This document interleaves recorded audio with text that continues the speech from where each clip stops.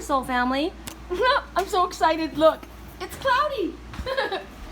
Oh, I woke up this morning and I looked out on my patio and I saw my cute little Chase lounge and I thought, I can't even stand it. In the daylight, you can see. I showed everybody, I did a little video last night, but you can see how it needs to be painted. And look at, good. Hi. Hi.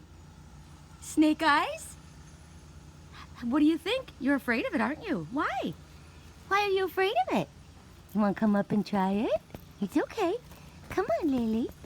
It's a little high, I think. Come on, you can jump. You've been on beds. She's got no claws, so it's difficult for her to climb on things. Come on. Come here. Ooh, you know, I think it's waterproof. Come on. All right, I'm not going to force you. You don't want to go. You don't have to. So I looked outside and I thought, oh, heaven, heaven. Oh, do you want to come out? He says, I'll try it. Come on, baby boy. You could come. Yeah. You could come outside. Yeah. He's like, oh, I just thought there might be food out here for me. Yeah, because this is what happened this morning. Do you know when you put the food out and you give it to the ants, they don't want it. So it's like, okay, there you go. When it gets hot enough, they'll disappear. But it's like, gosh, what a waste. But look at you guys. It's cooler. It's muggy, but it's cooler. It's got to be raining somewhere. I bet there's monsoons in Sedona right now. Look at the little birds having fun in their bird bath. He turns that on a little bit later in the day, and it's all these sprinklers, and they get to all play in there. It's so much fun for them. That's so cool. I want a bird bath like... I have a bird bath. I have a bird bath downstairs, but it's too heavy to bring up. It's a castle. You guys might have seen it at my other house. And whenever I get to my next little place, it's absolutely going to be set up. It's such a beautiful sound, and it's so much fun for the animals. See, my landlord, he planted those. Most of them are succulents. Looks nice. I'm ready to garden again. I'm ready to get a little place, right? I've got my little cool little lawn chair that you're worried about. All right, you guys, let's go back in. I have to clean everywhere I go. Can't handle it. Oh, I see. She's not letting him outside. Is it your patio? It's your patio. I forgot. Everything belongs to you, right? You own the whole world. All right, well, you just hang out there. Of course, he only wanted to go out there because he thought there might be food for him. So, all right. And I don't know why we all had to see that, but I guess we did. So, I'm so tired. Last night, I have to plug this in. We're freaking almost dead. I didn't plug my phone in because I was so tired. My eyes are burning out of my head. I worked out last night after I don't even know what I did last night, what I was doing so late, but I ended up working out really late for a long time. And the intention was because I was really tired, and I thought, you know what, if I work out like that and I exhaust myself, I'll sleep like the dead because I'm already tired, right? Wrong. It amped me up, and I literally was awake all, gosh, there was somebody writing to me on what was it, LinkedIn? At like 2 or 3 in the morning, and I was just like, this has got, my eyes are burning out of my head. I mean, I'm dying here. But it was, it amped me up. I mean, you want to talk about endorphins running through your body. Good Lord. So that's not good. So today I'll be working with my eyes burning out of my head, and I laughed because my girlfriend Karen posted a post, and it said, a clear conscience is a very soft pillow. And I thought, well, I have the softest of pillows, absolutely, but I wasn't sleeping. So, you know, they say when you're awake, you're in someone else's dream or something like that. When you can't sleep at night, you're in someone else's dream, probably. Anyway, I did dream too, finally, at the end of the day, and it was nice at the end of the day. It's actually what it was. Okay, so do I have anything else to show you guys? I'm gonna put you sideways, and my phone's gonna tell me that I'm not allowed to put you sideways when I'm. Yeah, there it is. You're not allowed to put your phone sideways when you're recording. Oh well, I'm doing it. So this morning I got. Oh, here, let you guys choose. Sorry, tape. Is there something you gotta tape together? Is there a little note that you got to stick up on your fridge like, I am wonderful, I am unstoppable, I am amazing. Something you have to remind yourself about. Scotch tape. I think of Scotch cookies. My grandmother was an amazing baker. And then we got the tweezers. We got in the silver. Now remember, silver purifies water, right? It removes toxins. So we've got a silver case holding this Hippie Tweezers. And the Hippie Tweezers, whoops, where is it? I'll show you. There's a reason for all of this, I believe. There always is whenever I just allow my higher self to go. I just kind of get a hit on stuff and I think, all right, we'll do it. It just fell off. Okay, so this Hippie Tweezers has got a safety end. Whoops, has a protective end. It's to keep it sharp. So I'm thinking this is like your, this is your boundaries. This is your own personal space boundaries, or your set of moral integrity, your it's fine-tuning. It's also your mental capacity for fine-tuning and zeroing in on things, right? You're going to keep it sharp, and you're going to keep it sharp by protecting it. So this is like your higher self too, your higher sight, right? Your inner sight, your third eye. This person was speaking to me last night about the differences in the way we look at things, and they were saying that healing, they were told by a Buddhist that white magic is wrong. And I said, well, I don't know what you call white magic. And they said energy healing. And I'm like, well, clearly we're of a different, frame of mind. But this, I said, we all have gifts, all of us, and we practice our gifts and we can all excel. And if we don't, they atrophy just like a muscle, right? Which is what I've been doing, working out, getting these legs back into shape and my arms back into shape. Because when you don't work them out, they get soft, right? So does your mental capacity, mental faculties, your gifts. If you have a pretty gift, like this gift is able to fine tune, it's able to pick things out that you don't need, it's able to pick things up that are difficult to hold on to, right?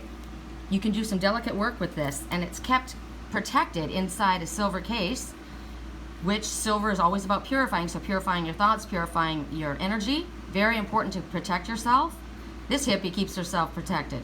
And I said, we're all spirit creatures. We were born from spirit and we'll go back to spirit. Well, while we're here, we absolutely have the ability to access all of the power from our Father and our archangels.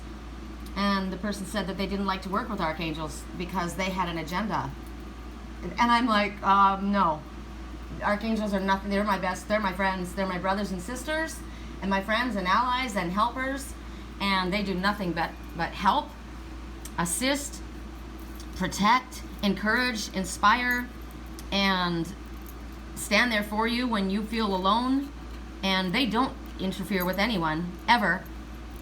You have to call them in.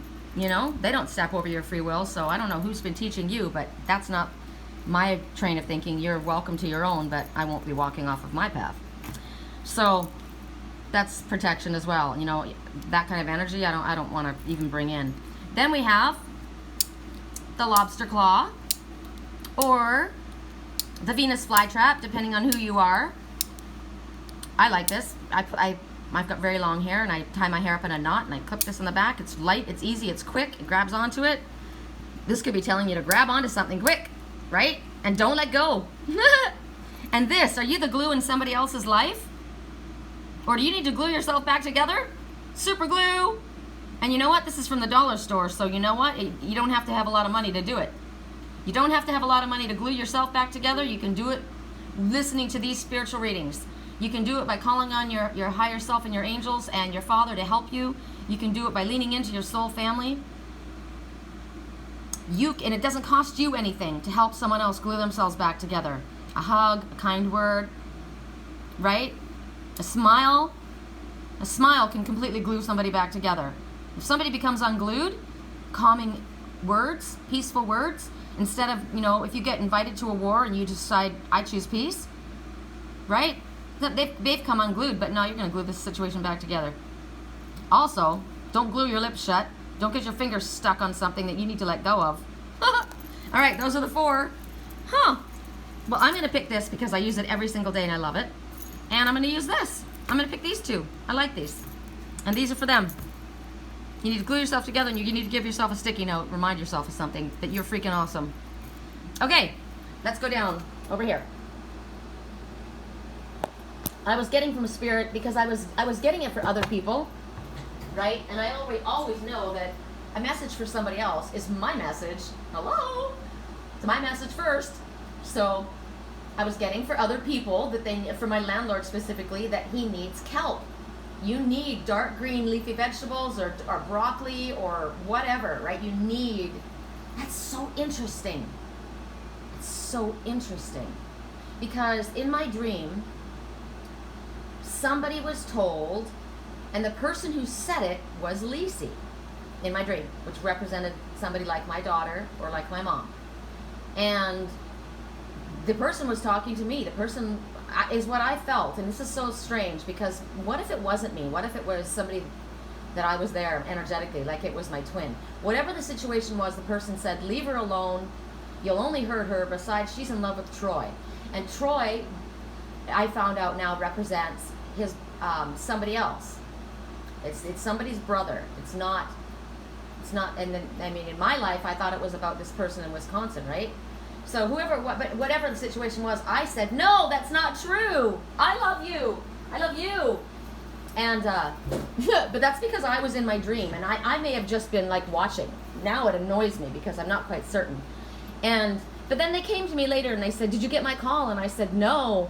I didn't want them to know that I had heard the person say that because I knew that that would hurt them. So I said, no. And the person said, yeah, I tried to reach you. And I said, why? And they said, because I went to your work to take care of something for you. And I said, you did? And they said, yes. And I said, why, thank you, why'd you do that? And they said, because I love you. And then this was somebody that I had known from school, and then we'd only ever been friends. We finally get together, and then we have to pull apart, and one goes and does their work, and I go do my work, and then there's that whole thing about, we're walking through the Rainforest Cafe, and I see the kids with the card, the tiger, and they give us a card, and the card says Wild Jungle. And I turned to the person and I said, well, you know what that means, right? And they said, what? And I said, time to go on safari. And then I turned and I looked at this guy sitting at this table, and he was wearing a vintage military style jacket. He had long hair, but I couldn't see his face. And I said to him, oh my God, it was you all along, wasn't it? And he's like, yep. So the whole reason I'm bringing all of this up is because maybe during this reading I will understand why, or that this was, was that my life I was watching, or was that my twins? Kind of sucks when you have to share your dreams with somebody else, and it's not even your dream. I always thought it was about me and my twin. We'd known each other since school. We call it that, school of life. Never gotten together. Finally get together, and then we both have to go do our own work. But what if it wasn't me? So anyway, the reason I said all of that story is my daughter's name is Lisi, and that's who they showed me. And Lisi, like I said, has a personality like my mom, and has a personality like my twin, actually. And I didn't feel that way. I didn't really believe that, but now I'm starting to think that, yeah, maybe that is the case. That he's got those same issues that my daughter has. But the reason I brought it up is I gave Lisi a nickname when she was a little girl. I called her Broccoli. There's a big long story to that too. I spoke a different language, right? When I was a child, I spoke to the animals, and after I lost my language, the spirit took it from me because it needed to be protected, and I needed to be protected. I would instead of having that language, I would, you know what, now that I think about it, maybe it was. I would give everybody names, and they weren't earthly names. They were nicknames, and they were strange names. And everybody wanted one. It was so funny. If I called somebody, they would say to my kids or to my friends, what does she call me? What does she call me? I never called anybody by their first name. I always called them something else. And this is probably a reason why I'm saying that right now. I never called anybody by their first names. I called them something else, which is kind of what happens in my dreams.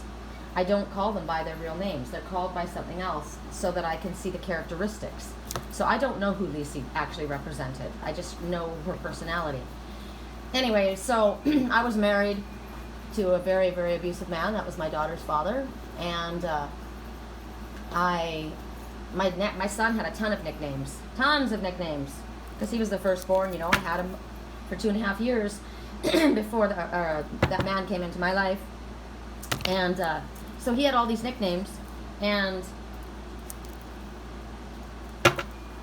I only called Lacey. I liked it. You know, her name is Elise. I called her Lacey. I thought it was pretty. And he says, well, and Lacey goes, or was it Lacey? She might have asked me. Somebody said, what's Lacey's nickname? Maybe Devin asked me. I don't know. And Devin's my son. And I said, I don't know. Well, every time I would go grocery shopping was a really exciting day for my kids and I, because he wasn't there. He was very abusive. He was a very dark cloud in our life. But during the day, we had freedom, and it was wonderful. And we had fun, and we would read, and we would play, and we would, you know, it was awesome. But grocery shopping was super fun. They loved going grocery shopping and getting, because I wasn't allowed to have any money. I wasn't allowed to have any money. I wasn't allowed to have a checkbook or anything. And the only thing I was able to do, actually I was allowed to have a checkbook, but the only thing I was ever really able to do was, and it wasn't that it wasn't that I couldn't have gone to the bank and taken money out. I just knew I couldn't because it was watched, right? And I mean, what would I do? I don't spend money on anything anyway. But so this is turning into a big long story, and it's funny. There's a reason for it, I suppose. So we'd go to the grocery store, and the kids, that's the one place that I could get things, because my ex loved food, right? And I had to cook I don't like cooking. I'll have you guys know, I don't like cooking, and it's probably because of him, because I loved it when I was a little kid growing up with my grandma. But after that, I loathe it. That's why being vegetarian kind of works for me, except for the fact that it's so freaking, it's so hard for me to figure out what to make. I would love to have somebody cook for me and let me be the cleaner, right? So, gosh, I'm getting these numbers, it's strange. So, we would go to the grocery store, and he wanted to, I would have to make this is our meal. I'd have to have 2 vegetables, a salad, a dessert, a meat, you know, some type of starch. There could never be any leftovers served. It always had to be fresh, and I could not have any repeats in the week. I didn't like to cook, and I never could think of what to make. This man was Italian and German, and his mother was the most amazing cook on the planet. The most amazing I've ever encountered. German food and Italian food, except for my mom and dad. They are amazing cooks. Or they were. And so it was hard for me because I could never compete, right? Jeez, I could never make food as good as them. And it never was, right? It never was. I'm a really good cook, I'll tell you. I am a very good cook. I just freaking hate it. I hate doing it. But we go to the grocery store, and Lacey was probably like, I don't know, 2. And she's in the buggy, and Devin was like her little mother. He took care of her like, oh my God, that was his baby. Oh my gosh, I know who the baby is. I knew who the baby was all along, but just more confirmation. Okay, and we got our first thing here.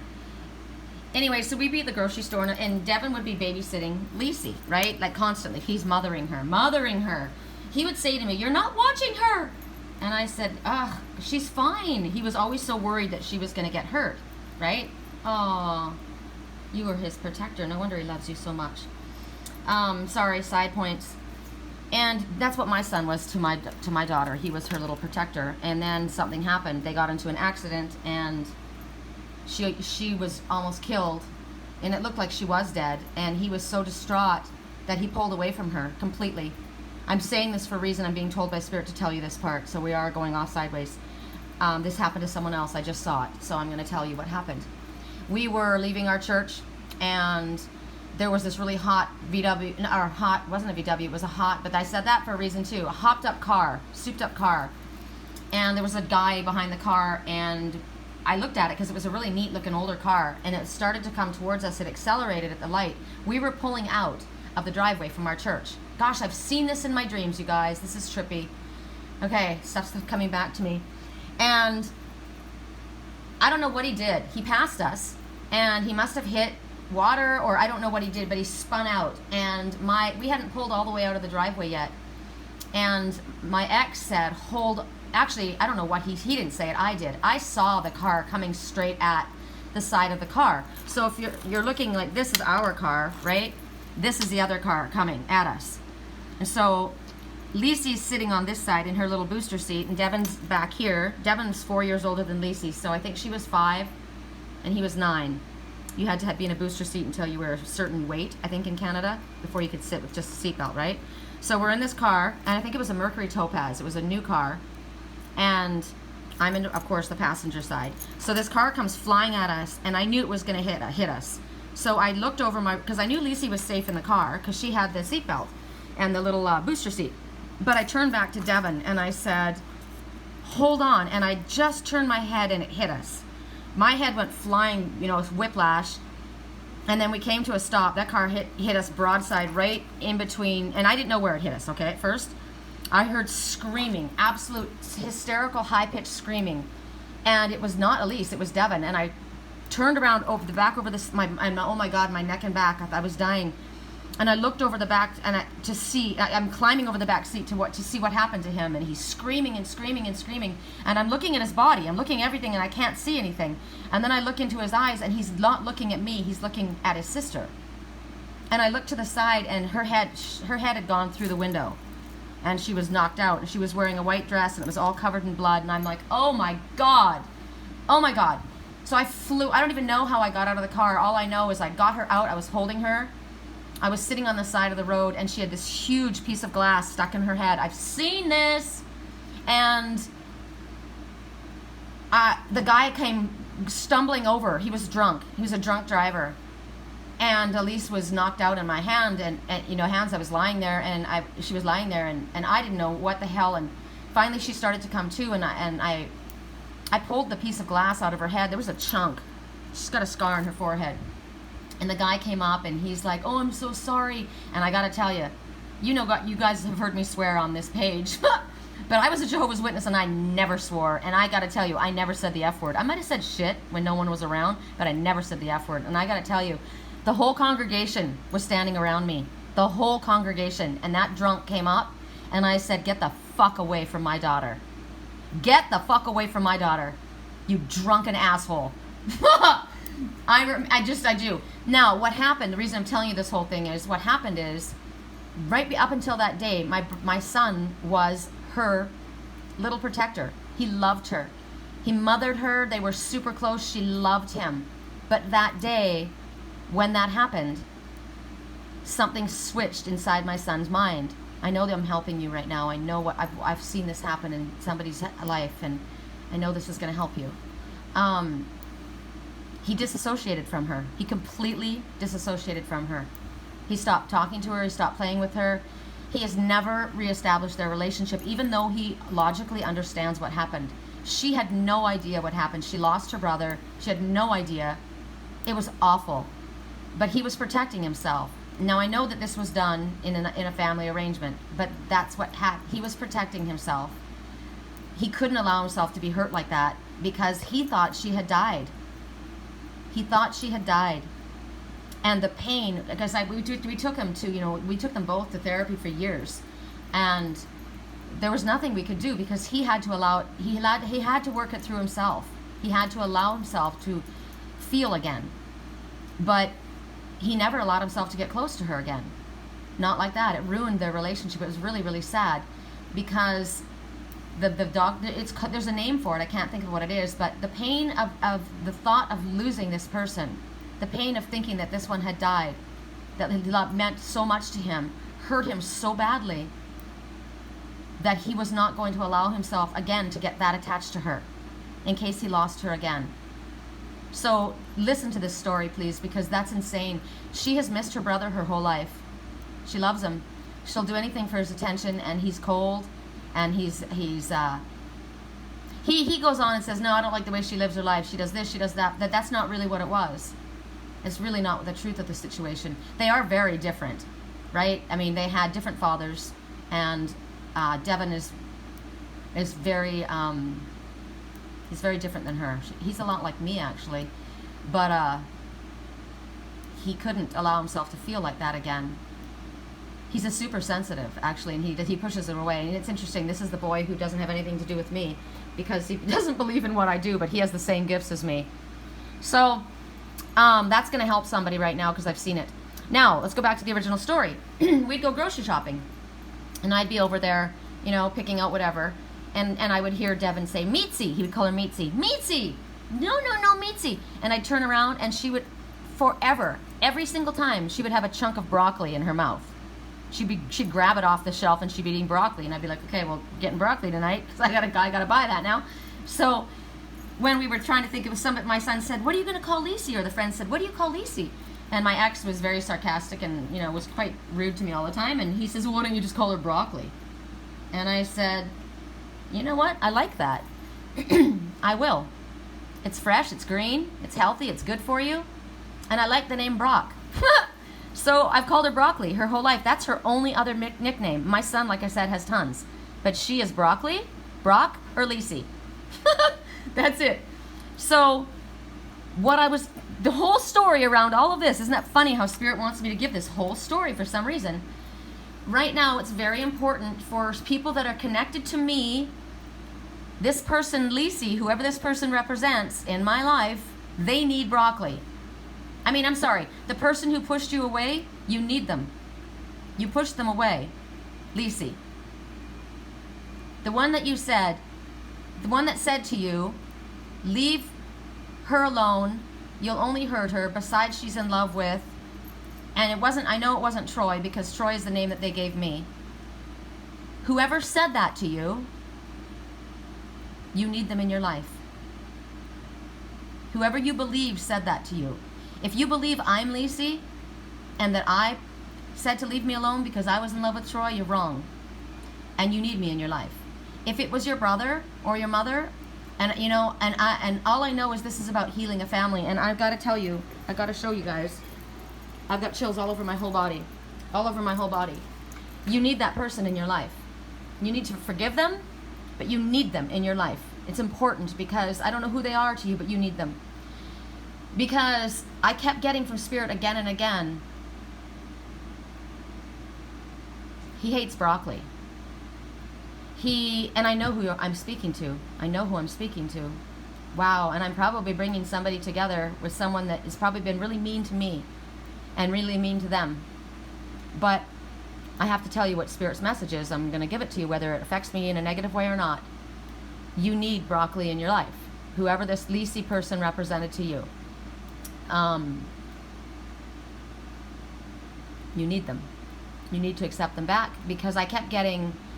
My son has Tourette's, but he's got a wicked sense of humor, and he hates broccoli. Okay, so he hates broccoli. Whoever this person is, they hate this Lacey person. But I kept getting from Spirit, you need dark green vegetables, and I heard in my head, you need broccoli. And then it clicked in my mind, because I was always against it. Whoever this person was, named Lacey, I was angry all this time that this person had said, leave her alone, you'll only hurt her. Because besides she's in love with Troy. I was angry at that person. I didn't like that person. And Spirit's showing me that I need that person in my life. I don't know who they are. But you guys all have a similar story, and whoever that broccoli or that Lacey represents, you need them in your life. I mean, I need my daughter in my life, even if she's a brat, even if she doesn't speak to me. She's my daughter. I love her. So whatever issues you have with your family, you know, my daughter will never apologize to me. Never, never. She'd go to her grave, but I'm not going to let it stop me, right? I'll just like give her space for a little bit, and then I'll be like, hey, how's it going? And just, you know, I'm not going to go to your pity party. I'm not going to, you know, go on your guilt trip, and I'm not going to this war. I'm all about peace. I just want peace. So there's your message. And this whole time I've been talking to you, there is a mockingjay sitting on that palm tree. Can you see him? He's right at the base of the palm fronds.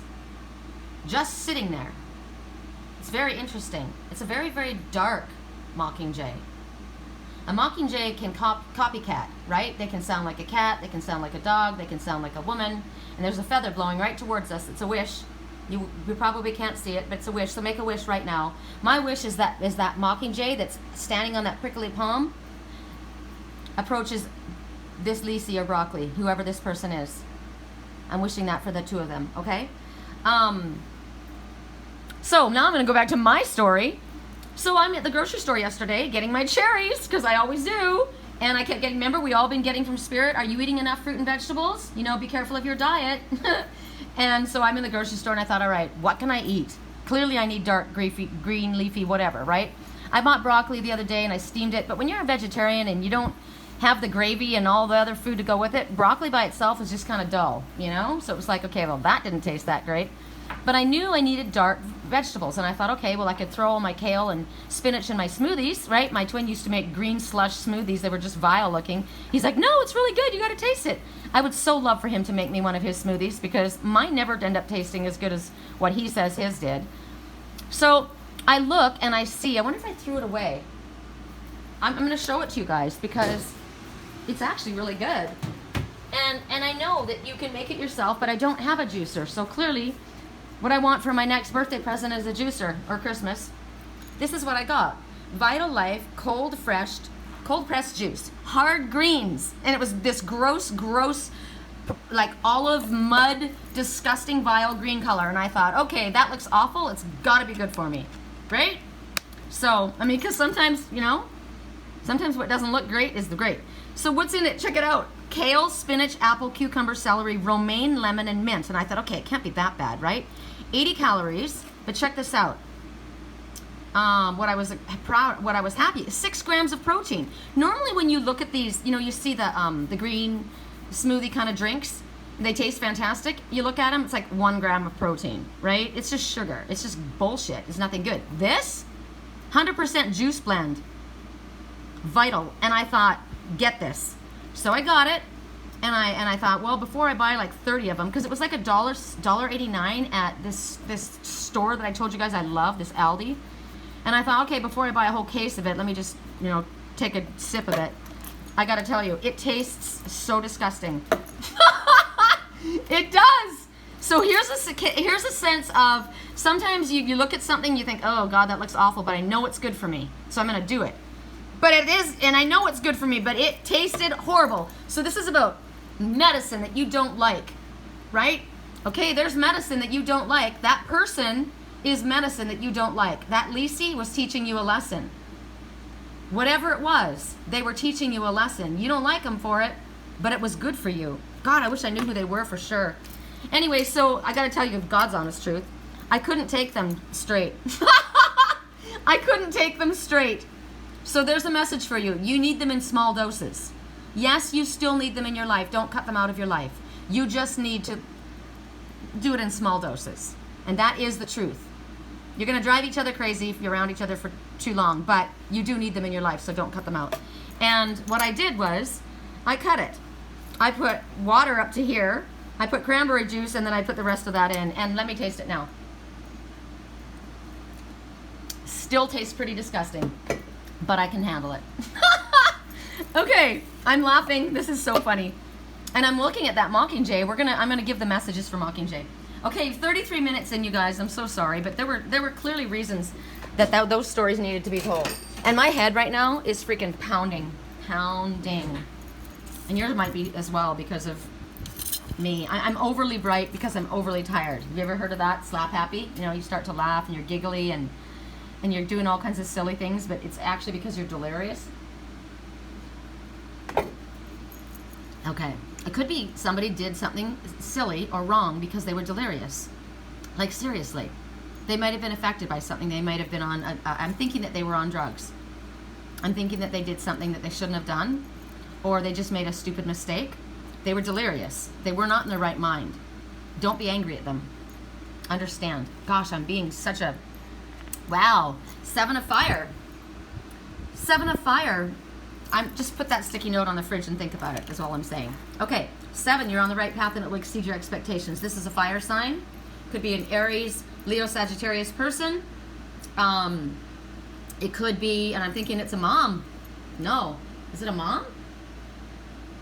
Well, my Uncle Phil is a Sagittarius. My Uncle Phil. So, it doesn't have to be fire signs. I didn't do zodiac. You guys could have if you wanted. It's just passion, right? It can be anger, and right here it is. Because here you are on your dragon. This is what I feel. This is me and my dragon. And lately my dragon's been having green eyes. So, and my Black Panther's been having green eyes too. So I choose to believe that the green eyes are showing up because it's love and healing. That's what I choose to see, because this one is your ally. And you see these arrows flying at you guys? Those are angry words. This would be 7 of Wands in the tarot for anybody else who does tarot. I'm learning this as I go along, because you know I don't study things that Spirit doesn't send me, right? They don't, and I don't want to get stuck on tarot because it's just about predictive, and I prefer more to allow Spirit to give you their guidance, right? Because then it doesn't have time frames. It's for all of us, and it isn't just for you, it's for all of us. Oh, I have to tell you something else in a minute as well. So the 7 of Wands, it's about challenges, it's about competition, it's about standing, you know, strong, be determined. You may have to defend your beliefs or decisions. Choose your battles wisely. Here, remember I said, I'm not going to your war. I'm not going to your war. It's like my daughter firing these words at me, right? No, no, no, no. I don't want to do this, because I'm coming from a place of love. And you know what? You know you love me. You know you love me. You've just got issues that you're trying to work through, and stop attacking me. See, sometimes the people that love us the most attack us. They don't know that they're attacking us. My daughter used to save up all of her crap all day long, and as soon as I would come home, she'd unleash on me, and I'd be like, why are you doing that? She had no one else that she trusted. She had no one else she could come to, and it was like all this shit was dumped on me, and I had enough to carry, you know? She never did it to my ex, she just did it to me. But she loved me. And also, when people come at you like that, it's the truth. And they're prickly this way, sometimes it's defensive because they really want your approval. They're looking for your attention and your approval. And sometimes the only way to do it is, you know, they don't know what to do. So something comes out of their mouth and it's the wrong thing. So I'm getting all these messages. But what I am showing you is, look at you. You're on a freaking dragon. I mean, come on. You're in all your glory. You've got a great reputation. You feel good about yourself. You're absolutely working with the light. You have great power behind you. You're very strong. You're very capable. You're very loving. You are able to see things empathetically. You're actually smiling. You know, I'm reading this card so differently today just because of the stories that I just told you. But she's smiling, and she's saying, you know what? I know what this really is. I know what this is. This is nothing for me to get twisted about. You know, I'm not going to go into this. I'm not going to do this with you. I'm not. I know that you're saying these things because I don't know, maybe you disagree with me and you're trying to protect me. Maybe you love me, and so you're saying mean things to try and make me stop doing something. Or maybe you're jealous, or maybe you're feeling insecure, or maybe you're worried I'm gonna leave on my dragon and not ever talk to you again. And so you say mean things, and you are putting me down. But it's your own insecurity. You are coming from a place of insecurity. This is coming from a place of insecurity when I look at this, because these are toothpicks, and this is a freaking dragon, right? I mean, this is like when I said those people coming against me and the gossip. This is gossip. This is internet gossip. This is text messaging, social networking. It is, absolutely. Arrows always talk about that. Wands. These are arrows, I'm sorry. I called it the 7 of Wands. It's 7 of air. I mean, 7 of fire, so no, it would be Wands, but they're firing them at them, and they're very insignificant in the reality. And somebody did something really, really nice this morning. I think it was yesterday, the weekly reading, when I was talking outside, and the subject of gossip came up, and I said, yeah, well, I know there's a lot of gossip around me. People are trying to discredit me. They just, I don't know, they just truly believe, I think they honestly truly believe, or they did at least, that I was a fake, right? That I was just full of shit. And I think they have been, well, I know they've been watching me for a long time, and they've been trying to discredit me.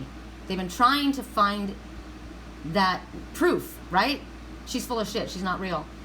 And I said something last night, and I don't normally react to it, and it was kind of like, here, I'll show it to you guys. So this is important for all of us. And then my girlfriend Karen Sheldon, I love you, Karen.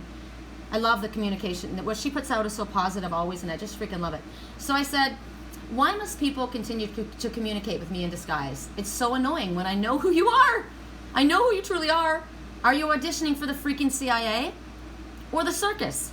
Because I keep thinking about that Pink song. You know, I feel like all around me are clowns and liars. But what's going on, like Kathy says, my cousin Kathy, she lives in, I don't know, Norway. She goes, I can't believe people do that. Maybe they're seeing if they get the same answer as another, like a test to see if you're real or fake. And I thought, isn't that funny that she brought that up? Because that keeps coming up. And she goes, that would be my guess, but those people, as you said, don't actually fool anyone but themselves. And I said, they have been trying to prove I'm fake for a long time. It's ridiculous. They do not know. Do they not know by now that I'm able to see who they are? And through their masks, they keep coming under the same masks, but I know who they are. I delete and I block them one by one, but no, they don't stop. And she goes, there'll always be bad people, bad apple in basket. They usually get thrown out when we see them. You shouldn't let this irritate you, though. Look forward and keep going. There are a lot of truly sincere people out there looking for the help you can give. And I said, no. I know these are fake profiles of ones actually connected to someone in my life. And someone says to me, how draining for you. No way are you fake. You're amazing. And I said, thank you. Yes, it is ridiculous when it's when it's connected to someone I love. It does get to you. Otherwise, it is just ridiculous. And I don't like to think of this person's friends and family as ridiculous. So I wish they would just admit that they were wrong and see me as I am. Authentic. I'm real, right? So sometimes we get to the place where we feel like we want to defend ourselves. Because it's like, come on. I mean, you see the work I'm doing. I'm not paid for any of this work. I'm sincere. I don't have to do this. I'm not searching for, what is that? Fame. YouTube fame. I mean, if you look at the, go ahead and look at the tarot readers on Facebook. Tarot, because people like predictions. And then look at my spiritual videos. The difference between my watchers and theirs are thousands. I don't have thousands of followers. I'm not looking for that. It's not about that, right? It's about spirit. And the ones that need these messages will find these messages. So for you, we don't have to be defending ourselves against people like that. But when it comes down to being somebody's family or people that you love, it hurts, right? That they would keep attacking when you know that you aren't who they think you are. So that's a message for me, right? It's not my twin doing this. And maybe there's somebody that I said, remember I heard in my dream, she's wrong. She's wrong. That's not who I am. And I feel like it's the brother somehow that's not. I don't know, whoever it is, I would love to stand corrected if it, you know, in what I've misunderstood. I really, truly only would love to have peace. But this person wrote to me and was such a nice message on YouTube. She said, her name is Sarah Webb, and she said, this message is for anyone that would say Sherry's fake or anything negative about her. These messages have helped me out of depression and self-harm. I was sick and alone. If you listen to what she's saying, it's all positive. Self-love, loving others, helping the planet and animals. There's nothing fake about that. She's putting herself out there, open to ridicule, doing this for free to help people. I didn't want to address anything negative, but I just want to put that out there, how much her work has helped me. And I'm like, wow, that's freaking awesome. And this was, I don't know what time I wrote this, God knows, I was awake all night. I said, I'm so glad to have been able to help you through my work. So happy that you have heard Spirit's encouragement and realized how valuable you are. Thank you for such a beautiful testimony. I'm not really concerned about gossip. It just shows people for who they are. And it's the nature of things when you are in the public eye, right? Water off a duck's back. It's, you know, it's not us. It's not my message. And I'm not taking credit for these messages. This is Spirit's message. They just use my experiences. That's how Spirit works through me, right? They use my life, my experiences, my thoughts, my goofy stuff in order to give the message. And check it out, you guys, the number 8, infinity. Hard greens. So lessons, cold pressed juice, hard greens, vital for your life. Sometimes Spirit presses us, right? We get squished. We get pushed down on, right? It's to bring the juice out in us. It's to bring the healthy juice out of us. 100% hard greens. Now, I'm looking at, you know, you work hard for your money.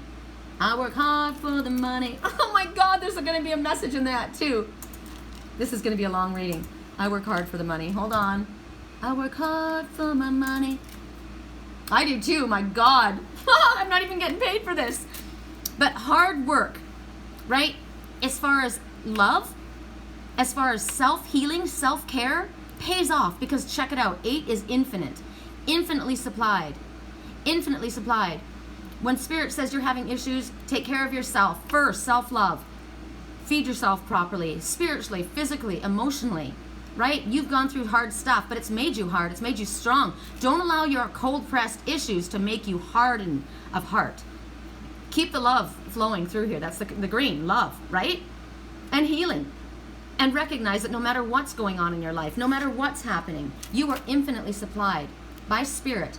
If you come from a place of love and self-healing, it's beautiful. It's Donna Summer. She works hard for the money. We're going to hear it. We're going to hear it. Okay, I'm sorry, but we're going to hear it. Hold on. Now I'm going to have to listen to this song later. I think my friend Scott and I might be going to karaoke, and I'm going to sing it. I don't know if I can get as high as Donna Summer. She works hard for the money. She works hard for the money. Hold on, let me make sure she's not a hooker. Whatever you do, whatever you gotta do for the Prada. Oh no, this is not. This is a hooker. This is a, you know, that girl that I knew in my life, that beautiful girl. She kept coming up in my dreams and in all of my messages. I keep seeing her. I wrote to my friend this morning and I said, what was her last name, that girl? She would go out with all these disgusting, vile people. And she was married to this other guy. I think she said she was divorced. I don't know, but she still lived with him. Right? She just stayed there for the money. She lived there for the money. And he was just a nice guy, and he just kept taking care of her and her child, their child. And she was a beautiful girl, you know, big, huge fake boobs. She kept going bigger and bigger to the point where she looked like she was going to flip over. You know, one of those, remember those things at the fairs where it was a little bird that would dip into the red water? It was like a bird like that. I would say to her, Deej, if you go any bigger, you're gonna literally flip over. I mean, it's ridiculous. She didn't have a butt, and she had these huge boobs, and she was a beautiful girl. She didn't need that, and she'd get her lips all rustling, and you know, she was such a beautiful girl, but such insecurity. And I'd see her with these disgusting people, and I go, what are you doing? They were disrespectful, they were vile, and I said, you were so much better than that. And she said, a girl's gotta eat. I'm like, oh my God. So check out this song. Whatever you got to do for the Prada on sex, each minute, $10. 24 hours on beauty parlors. Pop in that tower. Moves be the power. God, this is awful. When I look vexed, these cats get over. Peace to the rover who sleep on the sofa. You 9 to 5. I'm 5 to 9. Sign dotted line. Checks all mine. If y'all haters want courtesy, me fine. But I met Mills. Y'all ain't worth a dime. Ain't worth my time. Curves stay dented. Oh, I love it. Gotta do a bid, daddy watch the kids. Whatever I did to get this cash, did it hard, so spell me out fast. She works hard for the money. You better treat her right. I like this girl. She's not going out there turning tricks. She's fucking working hard. She watches the children during the day and she works at night. Wow.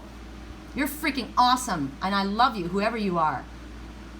If you go and read the rest of this and it turns into a hooker, I don't want to see that. Because that's how, you know, I'm not into hooking yourself out. So that all came out for a reason, and I don't know. Maybe you're having to defend yourself against something. Maybe somebody's thinking, you know, you're out there in the public eye, you just want attention. No, I don't. You know, I work hard for Spirit. That's my money. That's my spiritual money. They take care of me. So for you, whatever it is that you have to deal with, there may be angry words coming at you, there may be gossip, and remember, water off a duck's back, because guess what? Number 7, you're on the right path. It's going to exceed your expectations. Don't worry about it. Even if you've gone through hard times, even if people have pressed down on you, you're going to be infinitely supplied by Spirit, right?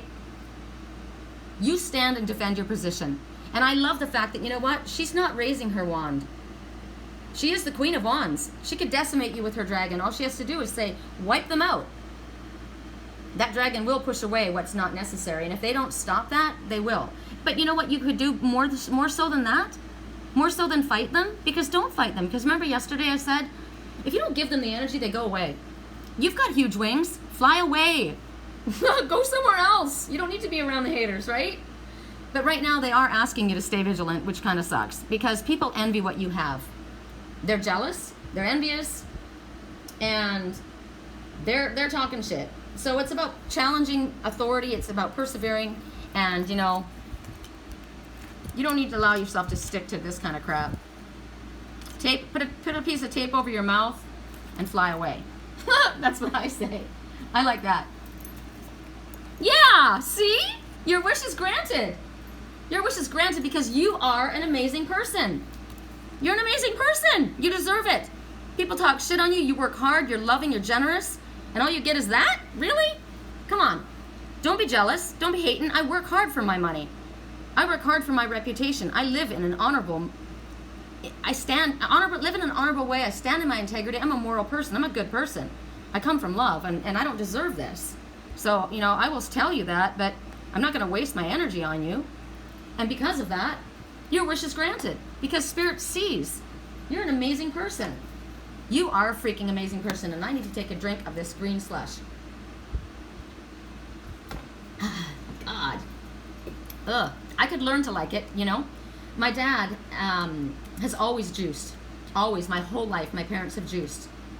And, wow, you know what's interesting? I just heard something really sad.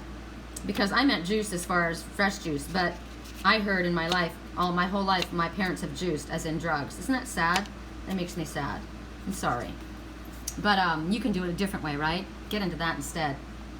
And my dad would buy my mom, you know, always the latest juicer. You know, oh, about this one.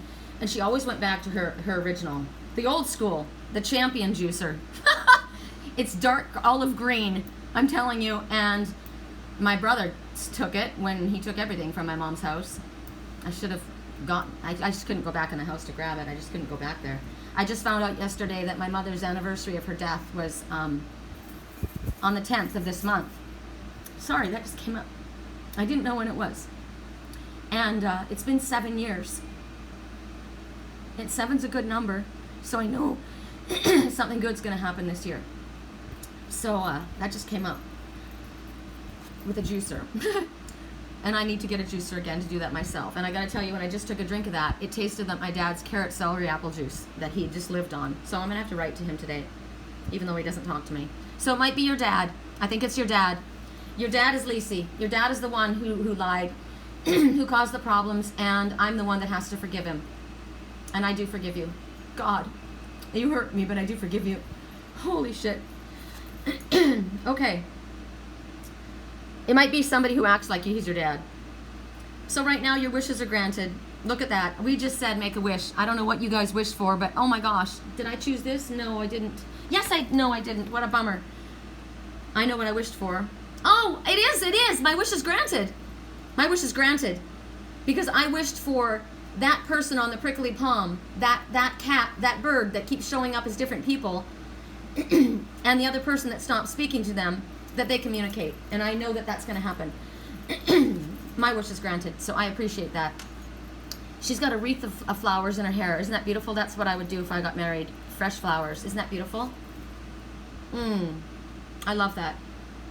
So whatever it is that you've been asking for, it's like, you know, when we have good intentions and our heart is pure and we send our rockets of desire out in the world, and generally, you know, when you send something out there and you just don't really think about getting it, you get it right away. That's how you manifest. It's the secret to manifesting. That's why, you know, what's so cool is I'm able to manifest things really quickly. I am. But I can manifest things for other people because I'm not attached to the outcome, right? I want what I want so bad that I have a difficult time detaching, which is our test. That's our lesson, is to learn how to detach in love. It's very hard, but we can do it. But I believe in the power of prayer. I believe in positive intentions and optimism. And my wish was that those people, all of you, whoever were the Lacey and the other person that wrecked my life, that you guys start talking again and you enjoy that relationship with one another again, because you need to be in each other's lives, even if it is just, you know, at a limited amount of time. So I believe that wish has happened, or will. That's my intention, and I keep saying that. I want that family tree to the place where they're at least comfortable. So Spirit's saying they're happy to grant your wish. They want that, and especially when you ask for something for someone else. See, when you that's why I say, when people say things to me about, you know, oh, I hope your twin comes home soon. I hope you guys are able to figure things out. I hope, you know, Lily gets better. I hope Prince recovers, and blah blah blah, all that, right? I say thank you so much for your prayers, because I believe in the power of prayer, and I know it says in the Bible, wherever two or more are gathered in my name, there I will be. Not that they're not there always, but I believe in the power of prayer. So when you make a wish for someone else's goodwill, I know that Spirit will answer it. I mean, look at infinitely supplied.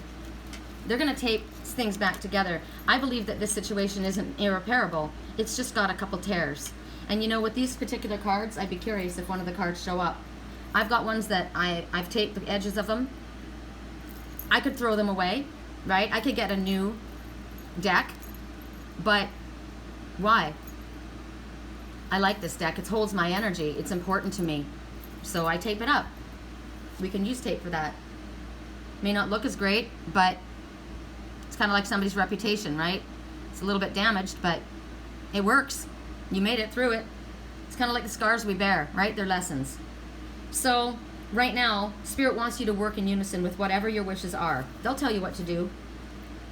They'll show you the steps to take, just like I'm being showing you right now. And when you do that, when you pay attention to Spirit's guidance, it comes to you. So they want you to stay centered, stay in a place of peace, speak your truth. This is blue, the color of truth. It's also the color of wisdom. So be wise in what you wish for, because you might just get it. Make sure you want it, right? Any negativity is definitely going to go push things back.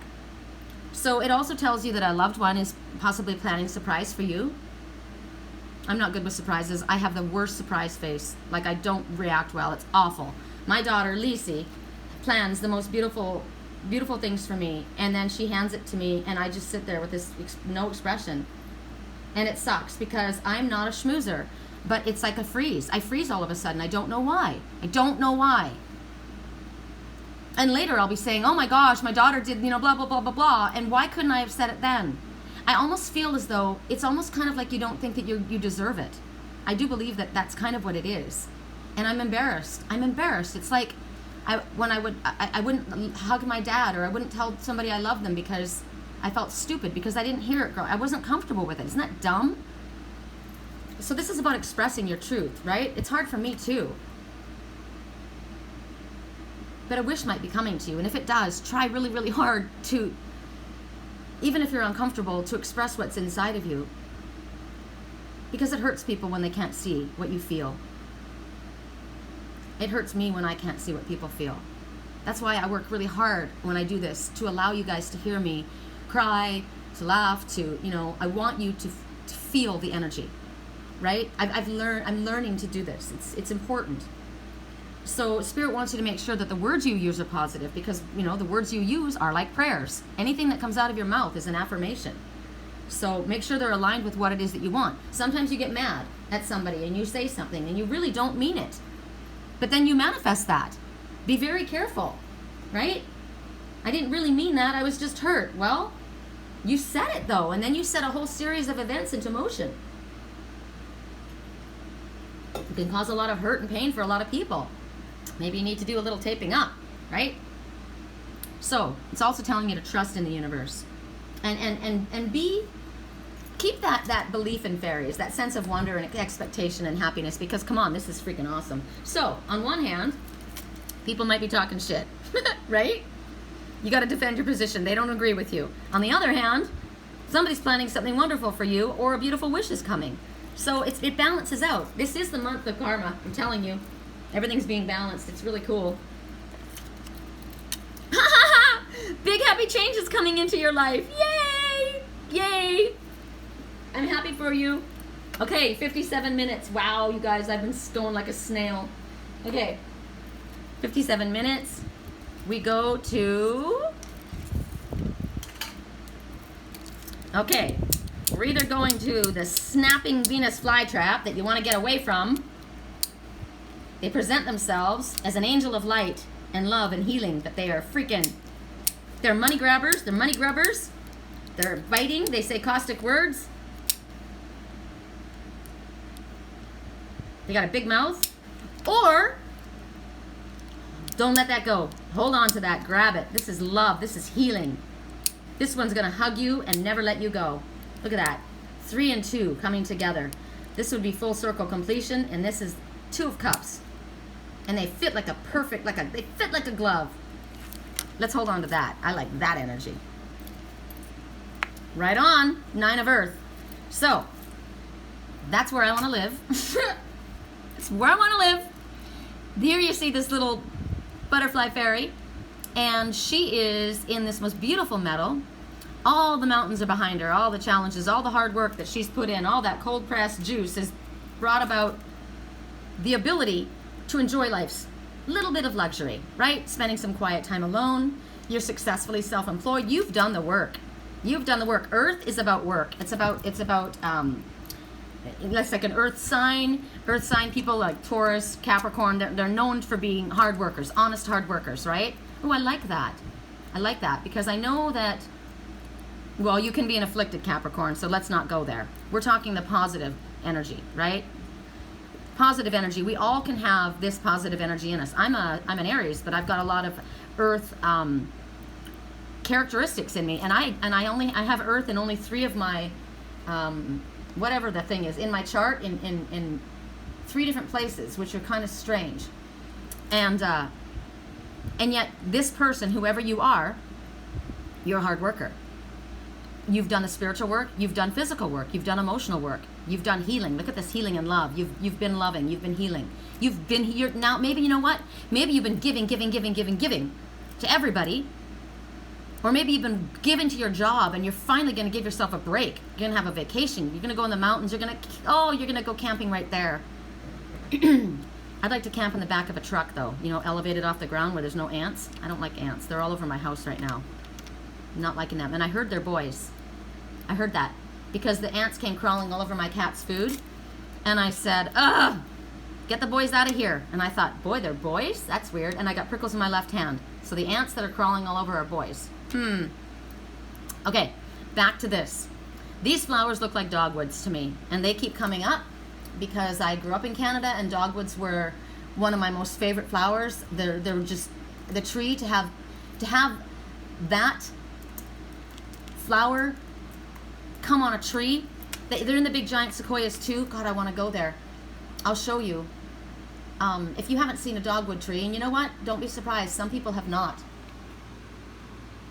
These are trees. I finally bought one in Canada. I was able to afford one in my house and I had to leave it. Okay, let's find one. There's pink dogwoods. Look at that. There's yellow dogwoods. There's white dogwoods. Now the ones in the wild, they're generally white. I've seen a couple of pink and a few yellow ones up in the great giant sequoias, but they're beautiful. So I believe that that's where you are. You're up in the giant sequoias. That's where you are for me. What is this? King's National Forest. So, oh, I like that. This person is a king, and they're in the forest. Yes, they are, and they're up where the dogwoods are. So, our messages today are just going to be very, very long, and there's a reason for it. So, here we go.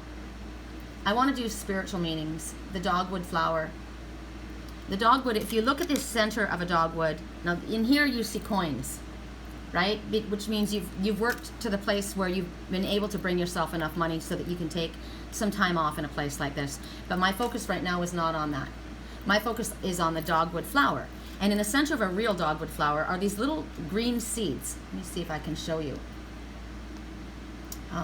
History, let's go back to the picture because I want to keep... Why do I keep squinting? And I have glasses on. There's no reason for me to squint. I'm squinting because my glasses are sliding down my nose, and it's ridiculous. Okay. See that? They're like little seeds, and they're green. And I love this one as an example. Thank you, Spirit. Love, purity, innocence, love again, and healing, and new growth. Because from these seeds, from love will cause these seeds to grow. And look how many there are. So we're going to go back to the spiritual meaning. I should have left that up because I may have to show it to you again. The dogwood speaks of rebirth, resurrection. It speaks of regret over a situation that was beyond your control. You feel bad about that. It speaks about durability, reliability. It speaks about strength, resilience, purity because of the white. In a spiritual sense, right?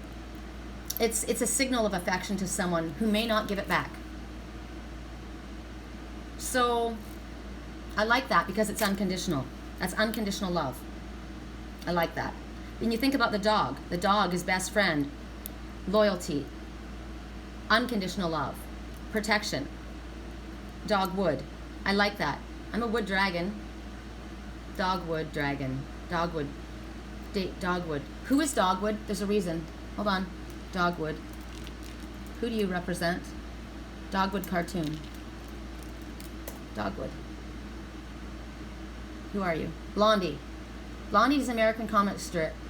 Blondie wasn't she the spoiled wife, and Dagwood Dogwood was her, let me see, hold on. Dagwood Bumstead. Heir to the locomotive fortune. He was disowned when he married a flapper known as Blondie. Oh God, don't do that. Don't do that, you guys. That's what, you know, I told you, my father's very incredibly wealthy, and he said to me, if you, we got into an argument about my twin and I, and it was basically, you know, between my dad and my twin, and I chose my twin. He unfortunately chose his family. But people, my dad would never do that. He would never make me choose between him and my twin. You know, take the money. Remember, don't take the money. Oh my God, that's the message. Somebody is going to offer somebody a lot of money to not be with the person they want to be with. And I kept getting, don't take the money. And I started to cry. Don't take the money. It will hurt you and it will hurt me. Wow. And I heard in I watched in a dream, there was a woman that was paid money to be with somebody else so that they would be stopped from being with the person they wanted to be with. Isn't that awful? But she took the money. She was there for the money. God. So Dagwood Bumstead, this is a reminder for you that you don't have to worry about it, because this guy was an heir to a fortune, right? But love was more important to him.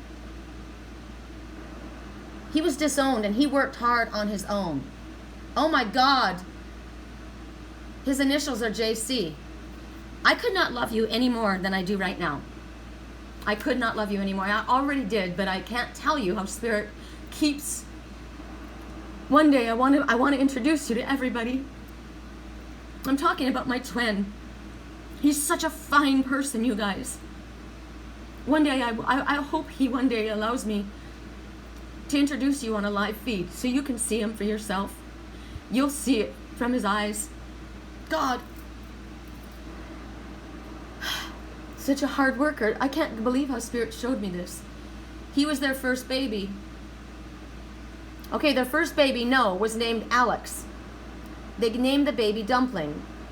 The name of his younger sister was Cookie. Oh my God, so they call him Dan. They called me Cookie. That's so strange. There's a song by Everlast. I like Everlast. My ex-husband used to listen to him, and I really like him, actually. He's a indie. I don't know if you guys much know him. Jump, Jump, the song Jump. That's Everlast. But there's a song, her daddy called her Cookie. Hold on, I'm sorry, this is going to go on and on. Her daddy called her Cookie. And that's what they called me. He called me that. And he was my best friend's husband.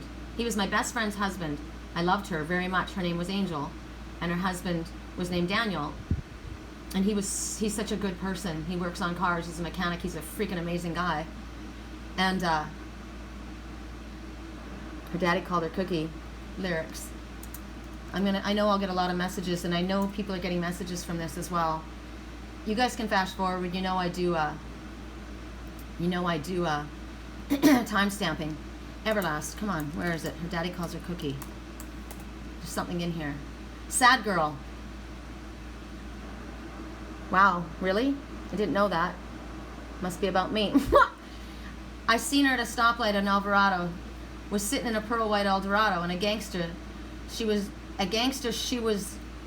revving the throttle. She looked like Selena. She got a sticker on the bumper. She said she liked Tecano. She liked a gangster boogie. The truth couldn't be plainer. Her mommy calls her Cookie. Ah, but he said daddy, because her man went away. My friends call her a sad girl, so cry another tattoo. See, sad girl living on the east side. He ain't never coming back. Proud woman, she don't want none of your pity. Sad girl, got no one to rely on. Proud woman, don't need your shoulder to cry on. I seen her at the market. She was pushing a stroller, smoking on a cigarette, drinking a soda, laughing at a joke somebody just told her. Got her baby's tattoo on the back of her shoulder. She looked like an angel. She talked like a devil. She looked like a stranger. She lived like a rebel. My friends call her a sad girl because her man went away. Sorry, I feel like this is me. Proud woman, boy, she don't want none of your pity. Sad girl living on the east side of the city. Proud woman, don't need your shoulder to cry on. Face that girl, we can take this slow. You say you want a man that can give you some dough, baby, what you looking for, let me know. You say, buy my baby shoes, maybe buy him a coat, and buy my baby food to put down his throat. I won't play you like a hoe. It ain't like that, yo. I'm trying to rock the boat. I'm trying to keep you afloat. Let me holler at you later. We'll go to a show.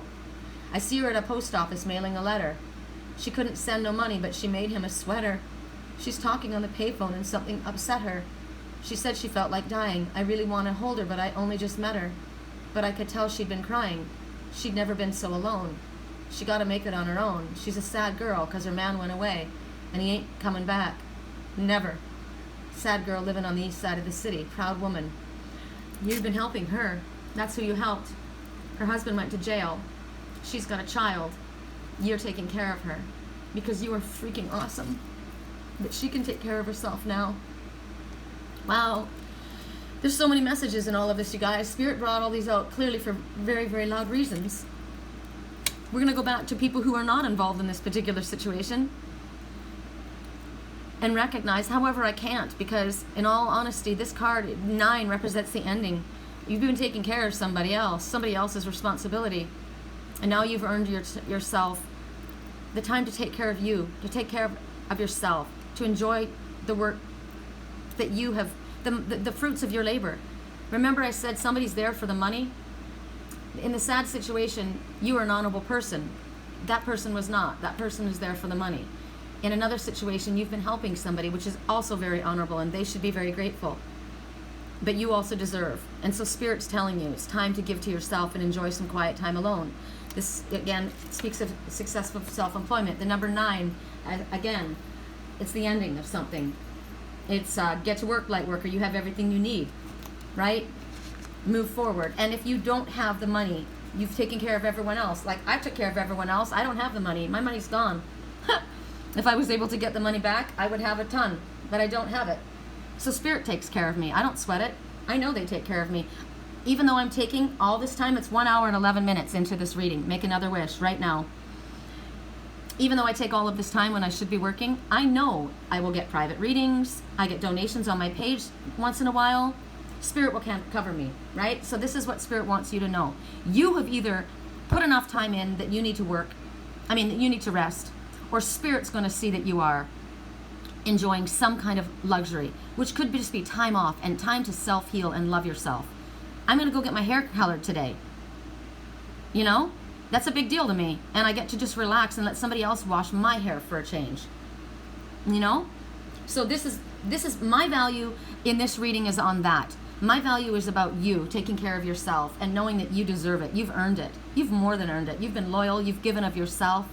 You've gone through a lot of shit. And you deserve to. Because this person is alone here. Covered in green. This person comes from unconditional love. And they deserve to be loved and healed. And that's what they're giving themselves there, is self-healing. Now I'm gonna do this at the next message. I keep trying to stop and give you something else, but Spirit keeps throwing me different messages out. You know the value of your own company. You're good on your own, right? I'd rather be alone and lonely than married and miserable. If I'm that sad girl, right? I am sad. I am lonely, but I'd rather be that than hook up with somebody for the money. Sorry, not my scene. And I like my comfort zone is important to me. My level of peaceful energy, right? So for you value that. You recognize the value in your own peaceful, quiet energy. And you enjoy spending time on your own. You have look at all the pearls of wisdom. Your whole entire outfit is surrounded them. Ooh, I love your sapphire necklace. And I love that cuff. And look at, she's got a cuff there too. And there. And she's got flip-flops on like me. She goes hiking like me. I hike in flip-flops. That's a trick. I love your tiara. She likes the beautiful things, right? Nothing wrong with beautiful things. Nothing wrong with a beautiful home, a beautiful gown, beautiful jewelry. I love my jewelry. I will speak about it. Remember I told you when I was getting ready to be with my partner, my rings would fall off. Well, they did. This one broke, my star sapphire. I only have these two. And the carnelian, the earth stone that needed to be thrown away, it kept falling out of my stone. It's gone. And I went to my rings because I thought, I love this ring. My mother wanted this ring of mine. She always wanted what was mine, right? And I said, no, I'll buy you one. And she said, no, I want that one. So she went out and she bought this one. This one's a little bit smaller, but there's a lot of color in it. It's very beautiful. I noticed it yesterday in the light. This one has not been worn hardly ever because she really only just wanted it because I had it. and she stuck it in a dish. So it's tarnished right now. It'll come back because silver comes back, right, when you wear it. And I want you to notice the positioning of the crystal. I always wore this crystal with a point going out because I was sending out unconditional love. That was my intention, right? And I realized I was giving all of my love away and I wasn't loving myself. So I turned my ring around. This is self-love for me now, and this is the love that I give out. It's more balanced, right? Here it was lopsided. I was giving way too much and not giving enough of myself, and I was depleted. And I wasn't loving myself enough. I wasn't recognizing my own self-worth. I was cutting myself short. I now recognize my self-worth, but I still want to give love and healing. And remember, I said this is my healing hand. I work mostly with this hand. Isn't that interesting? So I wanted the moonstone, which is your intuitive and loving healing goddess energy, to be here. And with all the blue fire, which is speaking your truth, and the innocence and the purity of spirit, right? And there's purple in this for spiritual. I'm getting prickles now because I'm working right now. So whoever this is that has been giving of themselves, all of you who got this card, you are receiving Reiki energy right now. It's literally flowing through my fingers. So it's in coming from me from a more balanced perspective as far as my energy goes, but it comes through spirit. Spirit, you get it from spirit just as strong as if it was coming from this hand, because now this hand is going. Both hands. Oh my God, that's a beautiful message, because as I send this love out to you, I'm getting it back from spirit. Oh my God, and I can't tell you, both my hands are on fire right now. So we're all getting Reiki energy right now, healing energy, love. This reading is worth going on. Right? It was worth holding on to hear these messages. So you don't want to be the one that's after the money, that's there for the money, that's grabbed onto you for the money. You know, like I said to this person that kept coming up in my my dreams, and it was somebody that was a friend of mine. I knew her when I was in the dancing circuit, when I met my twin, you know, and we had a very different lifestyle. She had a beautiful side to her, she really did. But she had that one side that was I just had to stop being around her because it was wrong. I said, you know, and I know it came from insecurity, but this was her, and this is what she looked like. I mean, I look at this picture and I'm like, oh my God, that's her. I often think about her and wish that she was married to the love of her life, but she's not. She's still living with her ex, living off his money. And that was what it is. Need money for Chanel. Always had her nails done. Always had her lips done. Had her boobs done over and over, always had her hair done, always had the cutest clothes, always had an expensive watch, expensive shoes, because men bought her things. You don't want to be that. You don't want to be that one. That's the one that ends. You want to be the one, the fairy in the forest, the one that's coming from a place of love. My hands are shaking right now, you guys. It's a trip. So open yourselves up. Open up, I'm channeling you. You have to give permission for the Reiki to come to you, otherwise it'll bounce back and come to me, which is fine, I'll take it. But open up, I'm channeling you. And you know who you are, babe. So business venture, your business venture is gonna go well. Don't stress. You might be stressed about it, but don't, because you're fantastic at what you do, and spirit is working with you. You don't even see how spirit's working with you. Just like I said, I'm sitting here spending the next hour and a half talking to you, right? Not getting in, not doing my work. But spirit's working for me. This is my work, right? I am supported by spirit. I can't tell you how much I stand by what I speak. I live this way, and I know it's a fact. I am not sitting here panicking, worrying. And if I was getting a rushed feeling, I would move forward quickly. I would get a message from spirit that said, move forward quickly. But I'm not, because this is important. Look at the gold in this amethyst geode. I have an amethyst geode that sits on my desk, on my bed, next to my bed. My friend John gave to me. It's beautiful. It's precious to me. Amethyst is a protective stone. It's a healing stone. It's a calming stone. It's peaceful energy. It's the highest spiritual color. It's the purple ray. It's Archangel Zadkiel, Archangel Jeremiel. It's Saint Germain. This is the twin soul angels, actually. If you want to know about if one of those angels meant something to you right then, Archangel Jeremiel is about review, so he shows up during Mercury retrograde. So any issues that you're going through, maybe delays in business, contracts, issues with partnership, maybe job changes, Business is falling apart. Remember, there was the falling tower, but something amazing is going to happen. Yes, it is, because right now you may be freaking out, right? I walked away from that job. Oh my God, I turned the money down. I didn't do it. Now I don't have that job, and what am I going to do? Well, while you're thinking about all of this, you see the silver and the healing that's above you, the Reiki healing that's going into your body from spirit. See the stars are aligning for you, because all of this is going on right now underneath. You don't see it. You're going to be getting phone calls. You're going to be getting opportunities.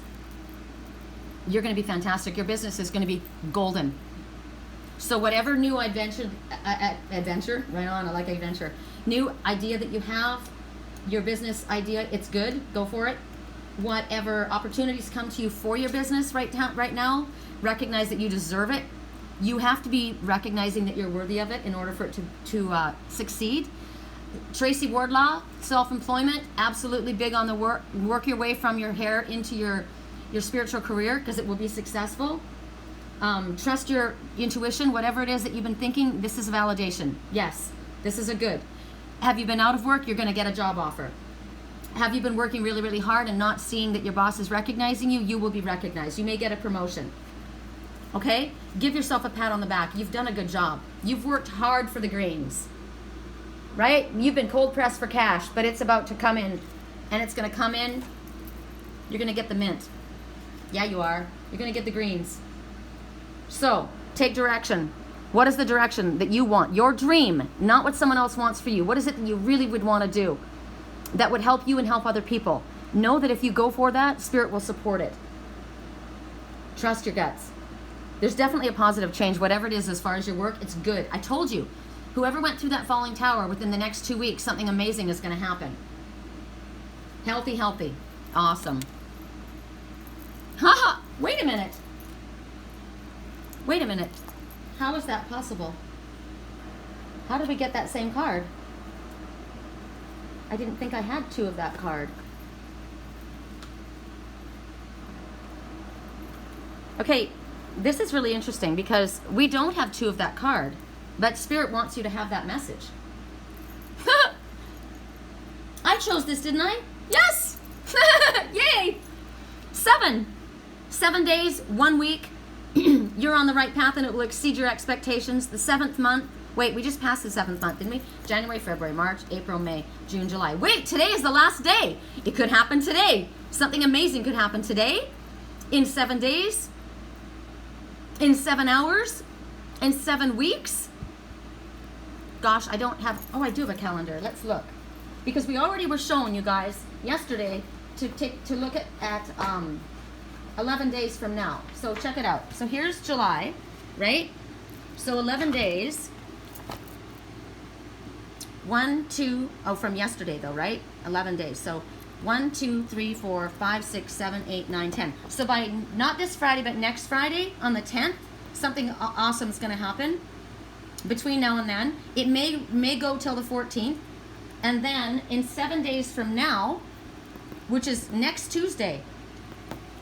Pay attention on those days. Gosh, I forget. I get so busy that I forget. And that's probably why I get a happy surprise.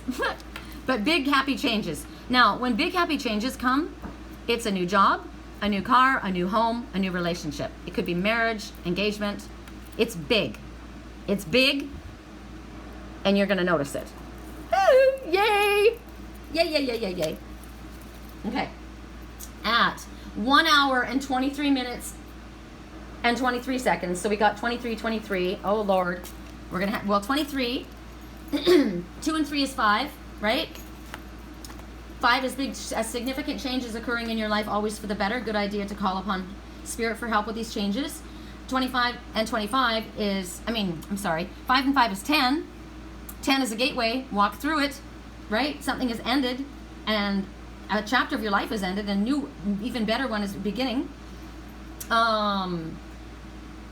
23, or 2 on its own, everything's fine, and it will keep going that way as long as you keep your thoughts positive, because our thoughts bring about our manifestations, and you can ask Spirit for help.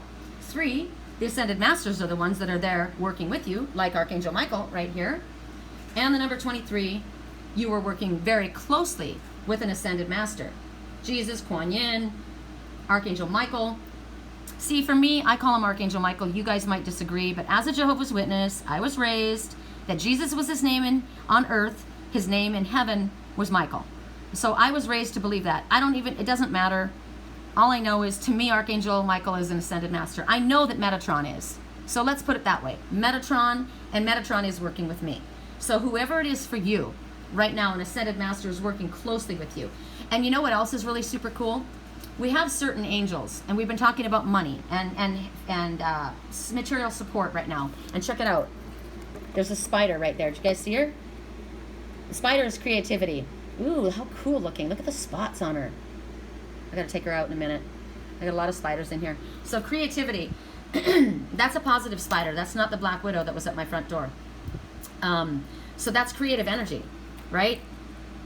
The creative energy. You think about the infinity symbol. They are in the shape of an infinity symbol. That's just confirmation of Spirit bringing you infinite supply. They're going to help create whatever it is that you need to move forward. So what I was going to say that was so cool, and the fact that the spider showed up, the spider is generally the female, right, energy. So an ascended master that is a female is working with you. So Kuan Yin, Archangel Ariel comes forward, and Archangel Ariel is the angel of finances and also the angel of animals. So for me, and Jophiel, those are the ones that are coming forward because they're saying that there is a goddess angel working with you. Now, of course, we are all the light workers, all of us that work with Spirit, we are angels walking. We are doing our Father's work. So right now, where is it? 23, right? Ascended Master, one or more. And it's a goddess. It could be an Ascended Master like Michael. I say it's all of them. Because I know Michael works with me. I know Metatron does. I know that there's the little... And that's a little jumping spider. There's a message in a jumping spider. It's talking about taking a leap of faith because you're going to be covered. Okay? Oops, sorry. That's not what you're supposed to be holding on to, is it? Yeah, I did something wrong, you guys. This was supposed to be... I think I didn't take the... You guys are going to be mad at me because I've messed it up. The tweezers were supposed to be... If the tweezers were second, this all goes with the tweezers. I'm sorry. I might have grabbed the claws because they were... I had to move the cards down. So if you grab... If in the order you're like, no, the third one was the claw. That's fine. Okay, the psychedelic hippie was then the second. I don't know. I'm really sorry. We'll put them there. I'm getting prickles all over my whole body for a reason, though, because you're being asked to take a leap of faith. And Lily's calling me, so hold on. Must be getting hot. Hi, chicken. Come on, baby girl. Hi. Come on in. Come on in. Okay. You're being asked to take a leap of faith, and I'm not going to go into the jumping spider right now. I'm going to have to think if it comes up again. Oh, wow. Okay, I have to go into the jumping spider because this is the Empress. And this is like Mother Earth. This is the goddess that we're talking about, the angel walking. That's helping you right now, assisting you. So I am one of the angels assisting you right now with Spirit moving through me, right? There is an Empress in your life. I love this. I love this because I love her, Mother Earth. I mean, this is what I resonate with the most. And this is what we want to strive to be. The Empress and the Emperor. They rule over kings. They're not worried about the kings of the world, right? This is the Empress over, oh my God. I love this depiction. This couldn't be the most, I know that the Empress is often seen as pregnancy, so it'd talk about fertility, right? Abundance. Clearly, she's holding on to the abundance of the earth. But look at how loyal the animals are around her. This is why I feel like I resonate with this, because these were my best friends. I grew up with these guys. And all of our animal messengers, you guys, I wish I could, I could spend hours on this card. The Ascended Master's working with you. It's an angel working with you, a goddess energy. It's Archangel Gabriel, the messenger. I mean, the Red Hawk, the messenger. That's that's the angel that works with me since I awakened. And expect a message, and it's a good one. Expect, this is an outpouring of emotion. It's beautiful. This is the rainforest, and it's freaking awesome. I can't get over this card. I freaking love it. Look at the light shining down on this wolf. The fox is running away. Good, because the fox is the trickster. Peace out. But you know what? the baby bear is standing right next to that wolf. I like that. Because that wolf and that baby bear, they used to protect one another. Liger was always in a room sleeping with that bear. And then Lily was sleeping with that bear. Something about this bear. I know the bear is the state of California. Mama bear protection. Meditation. Introspection. Absolutely fiercely, loyally defending the ones they love. You should see a mama bear with her babies. And then the deer, that beautiful, it's not just a deer, this is the stag. This is the green man of the forest. Look how noble he is.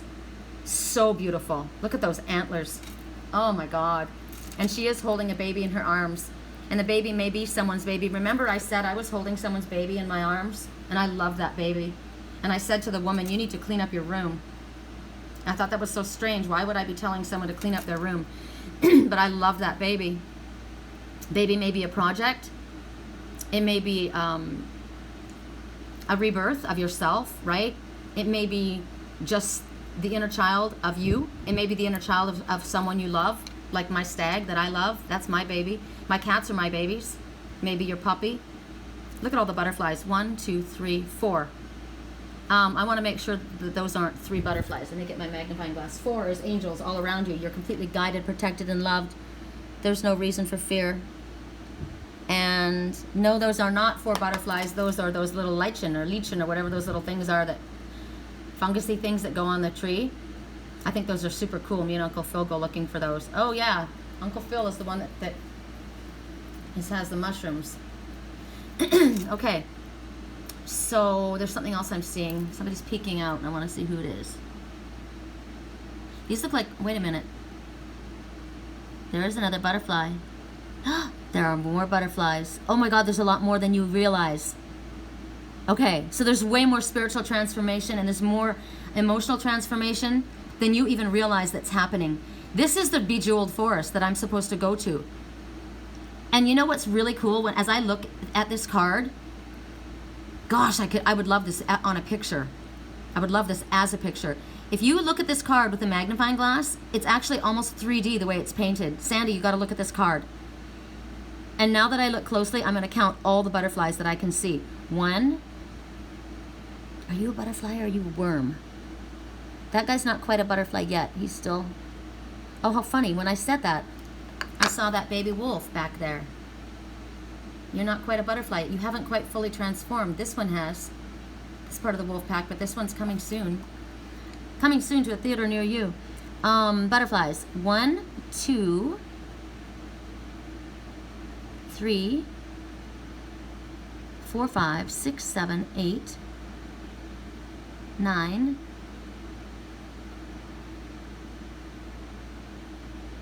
I really want to say that these little ones here are butterflies. I'm getting prickles in my left hand. I want to say that they're butterflies, but oh my gosh, you guys, this is ridiculous. They're so big you can't even see them. You know how sometimes you're so close you can't even see it? It's like right there. And then other times you got to back up and then you're like, oh my God. Well, right now I was so close to this that I couldn't even see the giant ones in the front. Okay, 1, 2, 3, 4, 5, 6, 7, 8, 9, 10. Gateway. This is a gateway. Walk through it. Hell yeah, I'll walk through that gateway. Are you kidding me? Look at that. Look at that place. And if those are little butterflies in the background, there's a ton of them and I can't even count them. There's so little and I can't count. But this is your gateway. Oh my God. And check out, I haven't even looked at the messages from this. All I'm getting is that there's love and there's abundance and transformation, and it's so big that you can't even see it. My whole left side is prickling right now. So this is about nurturing yourself, nurturing others clearly. This is about being taken care of. I mean, you're the Empress. You rule kingdoms. So this would be lavish abundance. Abundance is everything, you guys. Knowledge, love, ideas, opportunities, material possessions, yes. But I would prefer this. Look at that. To me, for me to be lavishly provided for would be for me to live in a home in a place like that. And then 3, full circle completion. God, my left hand is literally hurting. It's prickling so much. I have to close down the energy. That's why the Reiki energy is still moving through. Okay, we got to close it down. Hold on. Okay, I'm sorry.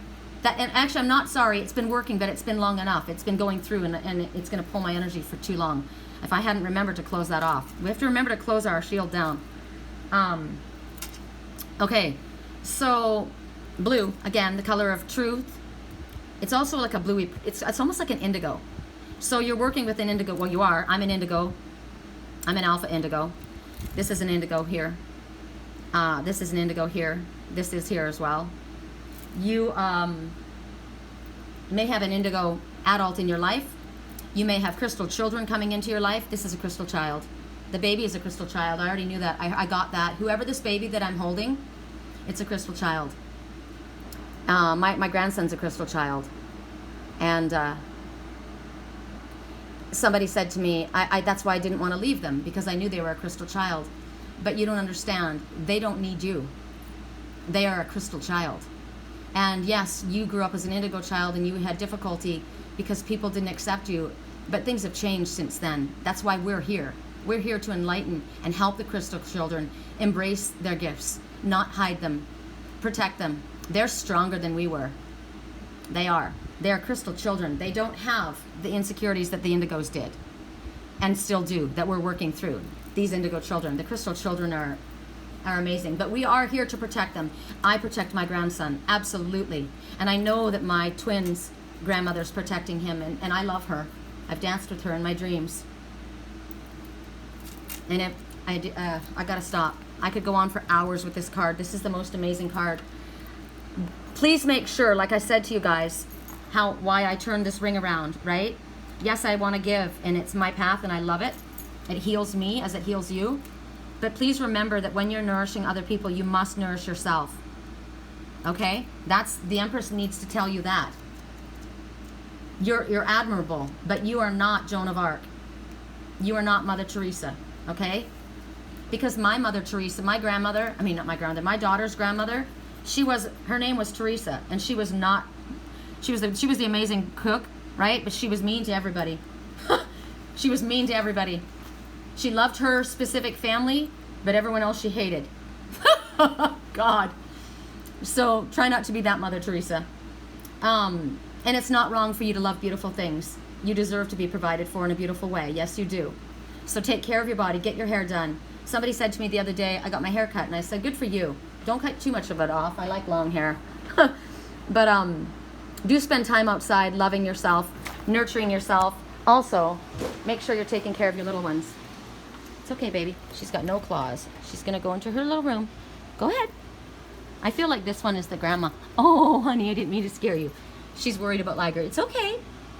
Take care of your animals. Love them. Nurture them. Give them what they need. All right, you guys, I'm going on. I know. Assertiveness. So, there you go. We've gotten a lot about this. Standing up for your beliefs. Stand in your light. In the forest again. Only say yes if you want to. Because when you say yes, okay, there's my message. The Mother Teresa, the grandmother that I spoke of, she would do things and then she would bitch about it the whole time. I did this for you, blah, blah, blah. It's like, oh, you know what? Don't do it, please. You're ruining it. I would rather do it myself than have you do that for me and then bitch about it. So it's like me, right? If I'm going to run myself into the ground and exhaust myself and then say, God, I'm so tired, stop doing it. Find your balance. But the main message here is don't do something that you don't want to do. It's actually a sin. It really is. It's actually a sin, and what you're doing is you're polluting somebody's aura. And I just found something out, you guys. You're gonna want to hit me. Oh no, maybe not. Maybe you're not gonna want to hit me. Okay, good. Because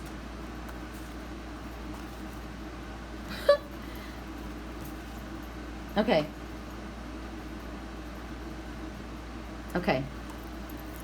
I just wanted to make sure I had things I thought, oh my God, did I completely lose the last card? But I didn't. I'm like, I'm all ass backwards. I'm all discombobulated today. But it's in a good way. Okay, assertiveness. Stand up for your beliefs. Whatever your decision is, whatever it is that you want your project, it's going to blossom. It's going to be good. If you decide to leave the city and go into nature, you do it. Stand in your light. Don't back down. No matter what anybody else has to say, you come from a place of light and love. Look at your hands up in the air. You're commanding something. Ooh, I like that. You are commanding something. You're probably calling in your spiritual team. You're calling upon Spirit to help you, like I did. I asked the Father to fill me. Say, I asked Him first, fill me with healing energy and use me as a divine channel so that I can send it out. And that's what you're doing here. I like that a lot. So there, you know, assertiveness is good. People need to know where you stand. They need to know what you want. They need to know how you feel. Be assertive. You know what I'm looking at right here? This flower and this little leaf. But if you, from a distance, it looks like a deer. There's its body, there's its legs, there's its neck, and its beautiful little face. Walk gently on your path. No. Yes, it could be. You've come out of a difficult situation or going into one that you're not quite sure, so you got to walk gently on your path, but you do need to be assertive. You do still need to move forward. You do need to stand in your light. That's what I'm getting. You will be taken care of. Things will blossom. You are blossoming. Make sure that when you are assertive and you stand up for your rights, you also take into consideration other people, because it needs to be balanced, right, and fair. Make sure that people understand what you want from them and what you believe and what the true story is. If somebody has misunderstood something, I am only too happy to stand corrected, right? If I have a misunderstanding about something and it can be even a better situation than I imagine, please tell me, right? People only know what they know. And people need to know where they stand with you. If you are saying no, be assertive with it. Don't be wishy-washy. Don't be passive-aggressive and you know, with your boundaries. Let people know, no, I don't want this. I don't want this. I do want this. Whatever it is, you must be assertive and you must be understood. It's very, very important. Don't blame anyone else if you're not clear with your intentions. And that it means the universe as well. If we're asking for help from Spirit, we need to be clear with the details. Let them know what we need. Let them know what we don't need. Being assertive, I said they're commanding something. They're putting up a shield as well. There's a boundary being put up here. I don't want you here. This is my sanctuary. I am at peace here. I am safe here. I'm comfortable here. I am in my natural self. I can be who I authentically, truthfully am. I stand in my light here, and I don't want you inside my energy field. I'm putting up a shield of protection around myself. Because whatever situation you're in right now, it calls for you to speak your truth and be assertive about it. You can be loving with it, yes, but you have to absolutely speak out. That's loud. That's not going to be missed, right? So this is about letting go of unhealthy ways of communicating. You know, which could be not communicating. I've got prickles in my left hand. So open up your mouth. Right? And geez, it's hard for you to open up your mouth. It shows me that. It's really hard, but you know what? Do it anyway. Work at it. It's telling you that maybe you need to take a self-defense class like my grandson did. He needed to take a self-defense class. You know what this is? This is a self-defense class. And you're taking it right now. Shield and protect yourself. You were just filled with Reiki healing energy. I'm wondering if you feel the prickles in your body like I do, because it was going in. I got to tell you, it's still moving through your body. It will move through your body, if you don't know this. It will go through your body. The requested time I gave it was an hour. And at the end of the hour, and when it goes through your body, what it does is it fills all your organs, right? Your skin, your tissues, your bone, your teeth, your cells, your blood, everything. It completely saturates. It even goes and it fills your auric field, any tears in your auric field. Anything that is unhealthy, doubt, fear, worry, guilt, blame, anger, jealousy, sickness, anything, barbs, negative words thrown at you by other people, you know, anything that is on the inside from you or anything that was on the outside from other people, it burns away. And what it does is it attaches to the negative and it pulls it out and it flushes it out. So that's what's happening right now, because I feel like we're at least at an hour. It's being flushed out. So you may find yourself needing to go to the bathroom, That's what it is. It'll be coming through your body. So while I'm helping you heal this way, and Spirit is helping you heal this way, you just got a free Reiki session. That's like $90, you guys. I just realized that. Or maybe I reduced it. I gotta go look. But you will find yourself needing water. I'm needing it right now. Make sure you get water. You might find yourself a little bit tired. You might get amped up. I'm getting amped up because I think because I'm bouncing off of everyone else's energy, and because Spirit knows I'm sending this out to so many. So my energy is amped, which is unusual. I normally get tired after I do this. So I may crash afterwards, right? And I can hear Sandy in the background saying, wrap it up, you're tired. So these are all the things that are coming through. I just needed to give you that on if you need to find yourself maybe taking a nap this afternoon, that would be good. If you're feeling lethargic, if you're feeling, sorry, I have to tell you this. If you're feeling weepy, you might feel tears. That's good. That's the energy releasing. That's the negativity, okay? It's really healthy for you. So right now, don't be passive aggressive, please. If you need to take a self-defense class, that's a good idea. I've brought that up a couple times now, so I'm thinking that that's important for somebody. Please don't do anything out of guilt. Remember, when you do something and you come from a place of obligation, that's a sin. It's not, you are sinning against someone. You're giving them toxic energy. It literally is toxic. When you do something for somebody and you don't want to, it's toxic energy. And right now, my right hand is prickling. So that is emphasis on that. So do nothing out of guilt or obligation. You're not helping anyone. See, a lot of times people are passive aggressive and they'll go along just to make someone else happy, not realizing that you're hurting them and yourself. And you're being extremely inauthentic. And that's why, you know, the people that do things for you and then bitch about it behind your back later, that's not coming from a place of love. They're doing that because they want attention. They're doing that because they want people to look at them and see what they did. See what I did? They're insecure. If you don't do it for me. Don't do anything for me that you don't want to do. Because it's not sincere, and I only want real. And Spirit only wants real. So don't do anything under obligation or guilt. That way you're a good role model for other people, right? And you've got this little, where is it? Did I put it away? Hold on.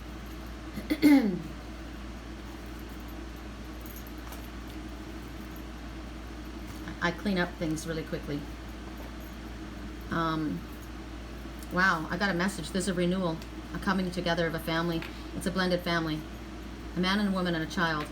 I've been shown this a lot. They're looking up to you, right? The kids are looking up to you, but it's not even just the kids that are looking up to you. Do you know what? You know who looks up to you? Sometimes your parents look up to you. Sometimes your grandparents look up to you. My grandmother was such a freaking awesome person. Whenever, she was very strong, very strong. She was an Aries horse, right? She was my iron horse. And she was very strong. She was very honorable. She was a communist, but she was a Soviet socialist. If you don't know anything about that, it's a different kind of feel. And it was a long time ago. And she was an amazing person. And she worked very, very hard. She took care of everybody. And took very little for herself. Her daughter, they had no respect for her. They didn't have a good relationship. It was very sad. But she was freaking amazing, and I loved her. She was my mentor, and she is one of my guides. And she seemed to have all the answers. She seemed to do everything right. But I said to her one time, Grandma, what if you're wrong? What if you find out that you were wrong about that? And she said, I am happy to stand corrected. I'm happy to stand corrected. Isn't that an amazing person? That's a humble person. My grandma was freaking awesome. Her name was Amelia. They called her Minnie Mouse. This is coming up for somebody right now, somebody's grandma. I swear my twin's grandma. I don't think she's well. I saw her lying on a bed. I don't know if she's passed. If she has, I don't know. I heard she hasn't. If she hasn't, she's just really here. She doesn't get along with her daughter. They don't agree. She loves her family, but she's not very nice to a lot of people. No, I think the daughter is that way. I think the mother is very nurturing. I was always shown that there was someone that had two mothers. One was the birth mother and one was the mother that raised them. And I feel the mother that raised them was the grandma, because the one that raised me was my grandma, mostly, right? In the forest. So this Empress, to me, also represents my grandmother, your grandmother, that cares for you. And sometimes grandmas learn lessons from us. I know my dad learned lessons from me, the Emperor, right? So there's a lot of messages here. This is a really, really long reading. I know I keep saying that, but this is about being true to yourself, and I mean, the Empress energy is just amazing. This is a freaking awesome card. And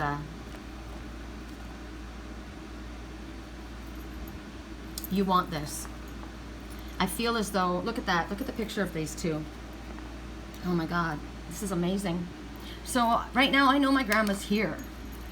I know my grandma's here. So I'm really, whew. And you know what's interesting to me is that's not my grandma, that's me. That's my grandma. So so for somebody, whoever this is to you is guiding you right now is your light. If you feel alone, you're not. They're here. So I told you I can't help when I choose not. Something just fell over. Something just fell over. In the dream, she said to me, help me up to my feet. And I danced with her. And she said, you look just like him. And I looked at her and I said, you look like him. I know it wasn't probably me. God, there was such love there. I can't stop when they come through me. Because this was one of the deals I made, that they can come through me when I'm working like this. So this can be someone's mother. This can be a loving father, a grandparent. To me, this is absolutely, I mean, they're mirrors of one another. I'm also seeing twins. And this one right here, this Emperor, see, I knew, that's interesting. This is the Emperor in the forest.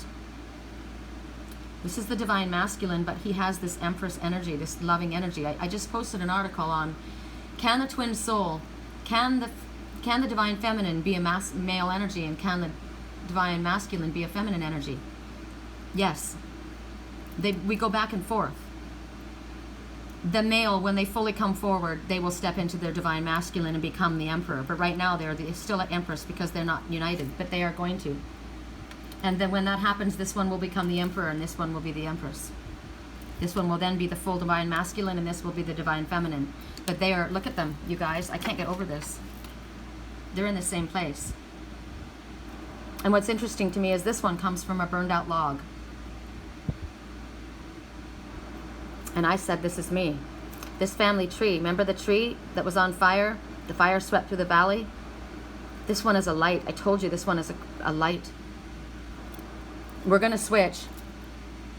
And it's interesting because I feel as though right now, I mean, I'm not in the forest. I mean, I'm always in the forest, but you know what I mean. So whoever this is, I mean, this is a match. These are bookends. And the one, this is me, even though because I am physically not in the forest, but I am energetically here. I'm always here because I'm with my animal messengers always. It's my place. This one has had issues with the family tree. They are a light to their family. They are an example to their family, and they need to know that. And there is a child in this family that is a crystal child. And their light is so bright. You don't have to worry about them. They are so safely taken care of. See, that's the message. I knew it had to come out for a reason. They are in the arms of the Empress. They are taken care of. I worried so much about my grandson, but I don't have to worry about him. He's going to be guiding others. So this is a really good message for you, you guys. Also, if there is one that has passed, a child that you've lost, they are a light. They will come back as an animal, as another baby, if they choose. But they are a light. There's so many messages I keep getting. I could just go on, and I really can't. I got to move on. So the last message for this is 2. There's a couple. There they are. There's the bookends. There's the pair. The divine feminine, divine masculine. Or divine feminine, divine feminine, divine masculine, divine masculine. You can have same sex. 2 days, 2 hours, 2 weeks, 2 months. May have taken 2 years for something to come about. How long did it last? 2 days. How long did it last? 2 hours. How long will it last? 2 hours. How long will we be there? 2 hours. How long will they be living? 2 more hours. I don't know who that's for. How long did they feel pain? Only 2 minutes. Only 2 minutes. I heard 2 hours is very important. You know why? I'm getting my hair done in 2 hours. But there's another message in that, because your hair is your psychic antennae. So this reading will probably go out to somebody else in 2 hours, or this will go out in 2 hours. That's important. Something happens in 2 hours. 2 years is very important too. You've been with them 2 years. Wow.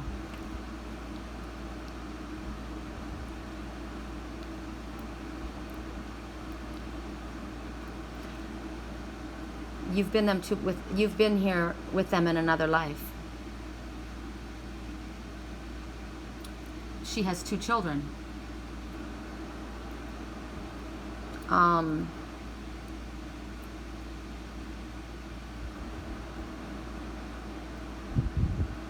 I have 2 children. I don't know why that just came out. She has 2 children.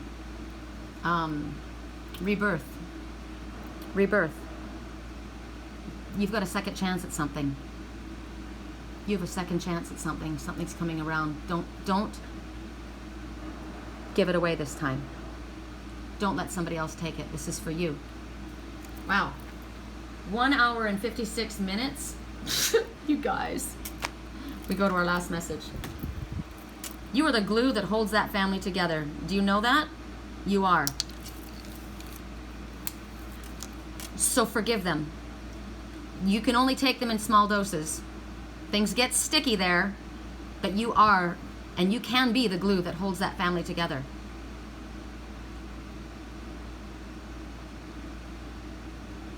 What words can you make out of Esiv? Vice. Drop one of the E's and it's vice, right? Look at that. E-vice. E-vice. Vice. Sieve. I like that. A sieve. Do you know what a sieve is? You drain things through a sieve. Don't allow yourself to be drained when things get sticky around there. Only take it in small doses or you'll drain yourself. The sieve, a sieve will it weeds out what is no longer necessary. So you pour your emotional waters in and allow Spirit to act as a sieve to catch the impurities and throw them away, what's not necessary. Sometimes you need a sieve to catch what's the best.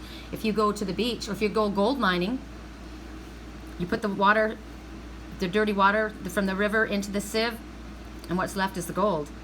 So sometimes you gotta weed things out, right? And what's left is gold. Look at this. Ah!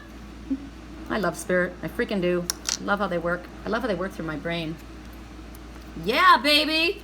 You are the freaking magician, as if I didn't know that. Do not be the trickster.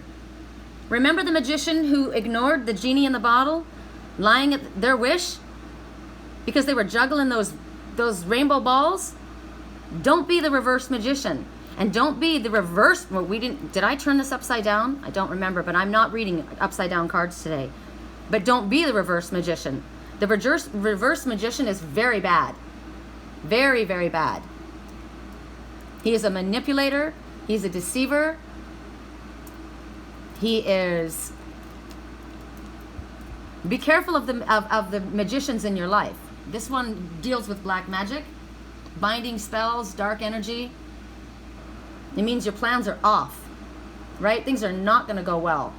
It's deceit. Do not be. That's why I said stop this. Be honest. Be open. Be who you truthfully are. You came unglued? That's cool. We all come unglued at times. Be honest with it. Embrace it. You've learned. It was a spiritual lesson.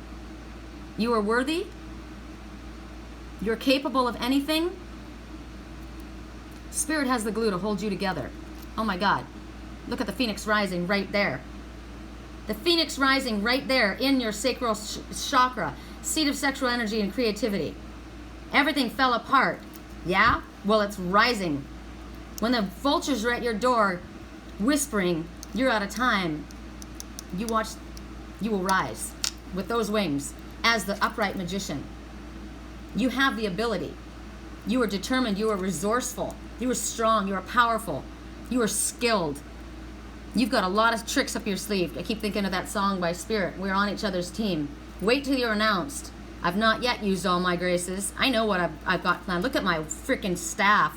It's connected to Spirit and it's highlighted. That's the rainbow energy you want to work with. Not the ones from mushrooms that Uncle Phil is picking with you. Not these rainbow balls that you've been juggling, right? These are crystals that you gird your hips with. Crystals of the earth. Rainbow light energy from the Father. We're going to call it in right now. We're going to call it in right now. My friend Randall, who gave me that rainbow mantra, the Buddhist mantra, it's rainbow lights that we want to call in. Om Ka Pai La Ya Namaha. Okay? Om Ka Pai La Ya Namaha. Om Ka Pai La Ya Namaha. Om Ka Pai La Ya Namaha. Om Ka Pai La Ya Namaha. 3 times we do it. Healing rainbow lights. So now we've had Reiki healing, we've had rainbow healing. You as the magician are calling in that rainbow light. I told you, Archangel Zadkiel and Archangel, who was it, Saint Germain and Archangel Zadkiel, they're the twins. They're the twin angels. They're twin souls. They were resurrected to Spirit. This is a rebirth card. Life is freaking magical. You're ready to roll. You've got everything you need. Yes, you do. You don't need those rainbow balls. You've got that. You've got that. You've got backup. You are the phoenix rising. Whose message is this? Whose message is this? I don't know, but this is awesome. This is freaking awesome. So be careful not, because you can lose your mind. You can lose your mind. Yes, you can. And you can let it go to your head, your gifts, and you'll flip yourself upside down and you'll become the magician in reverse. You'll become deceptive. You'll become blocked. You'll become sick. You'll have bad intentions. You'll try and block other people. You'll try and use binding spells. Don't come from a place, you're not coming from a place of light if you do that. These lilies are white. These are not tiger lilies. These are all white lilies. And there's love in those rose bushes back there. These are white wings. And look at the green. Look at his white beard and white hair for wisdom. This is a master teacher. This guy's freaking awesome. This is the father of the forest. This is Merlin. Merlin, there's a statue. I'm going to get it when I allow myself to spend some money. You guys have seen my Archangel Michael and my Uriel statues, right? Well, there's a Merlin of the forest, and he stands like the Empress. I wish they had the Empress. He stands with all of the animals around him. He has the horned owl. The great horned owl is his best friend. It's me. Wisdom. Sometimes you don't see the gray hair and gray in someone's beard. The wisdom. Sometimes you don't realize the wise person standing in front of you. My grandson is a wizard, and he's only 12. He's a crystal child. Man, the kids have knowledge, you guys. Don't ever be too big in your position to take advice from another, to learn from another. This one is taught in the forest like me. This one was taught by Spirit. They didn't go to school. They were taught by Spirit. That's why I love Merlin. So my dragonfish is Merlin. My twin is Merlin. He didn't go to school to learn this. Now you read, but Spirit teaches this. This comes naturally. The number 1, I love this. A new beginning. Brand freaking new beginning. Archangel Raziel. Call on him to help you manifest. Help remind you that you have the ability to manifest anything you set your mind to. This is my discussion that I had with that person last night. We are spiritual creatures wearing these human suits, and we have available to us the connection of our angelic brothers and sisters and our Father. We all have the ability, if we practice and focus our intention, and I don't mean practice black magic, dark arts. She called what I was doing white magic. No, it's energy. It's just energy, and we all have it. When a child falls down and hurts its knee, what does it do? It comes running to mommy or grandma and you kiss it to make it feel better. Or you rub your arm. If you smack your elbow, what do? Your hand goes immediately to it and rubs it. Or your leg, right? Why? Because you're healing yourself. You have healing hands. We all do. That's not magic. It's what we're born with, all of us. And that's why we're here to teach people that this isn't creepy, weird magic. This is natural. Where do you think you freaking came from? You came from spirit. You are spiritual creatures. It's the ones who do this, who forget who they are and who forget that isn't their power. And they start working with dark energy. It's not Satan, it's them. It's them choosing to use their energy in a dark way. Don't do that. And stay away from people like that. It's never okay for a binding spell. I will argue with that till the day I die. You are not ever allowed, not even to help someone. When I helped that man roll his car, I just put my hands out and spirit did it. If it wasn't meant to happen, it wouldn't have happened. You don't cross over somebody's free will. I tried to manifest for people, bring money into their lives. I did it, and then spirit slammed me down. I tried to stop my twin from going through pain, and the Father said, no, he needs this. That's what's going to make him strong. And whatever he went through, he's going to be 100%. So, there.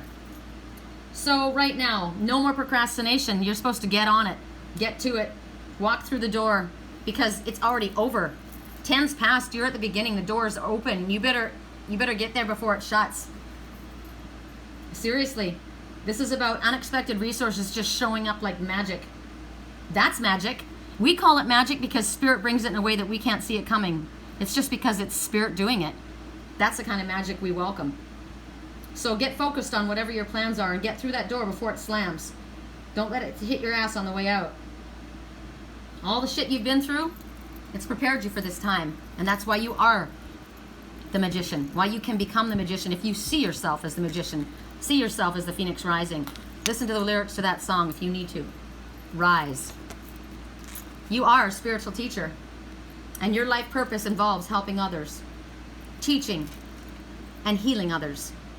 Little ones listen to you. You care for animals. They care for you.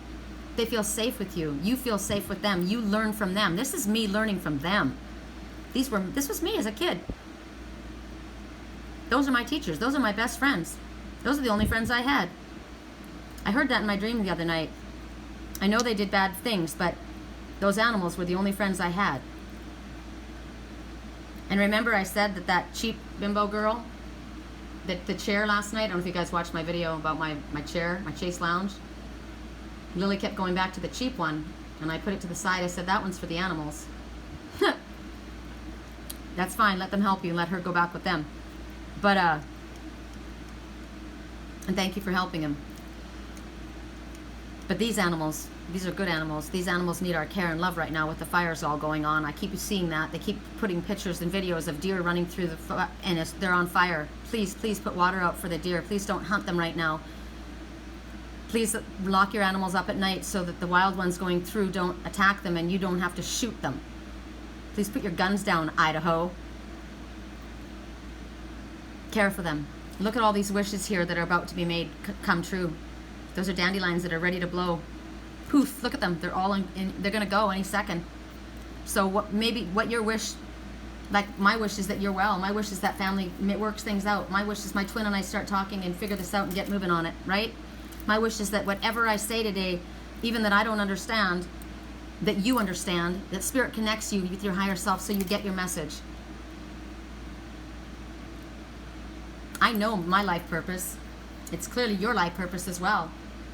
We all, and you don't have to do this for a living in order to teach people from the benefit of your experience.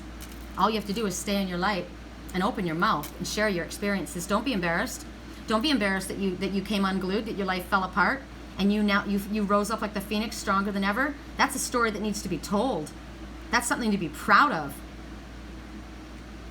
No matter what they did, they weren't able. No matter what that drug did, no matter what that disease did, they were not able to stamp you out, because nope, that fire was burning strong. There was somebody that was pouring love and healing into you, helping you, and you didn't even know it, to help you become the phoenix rising.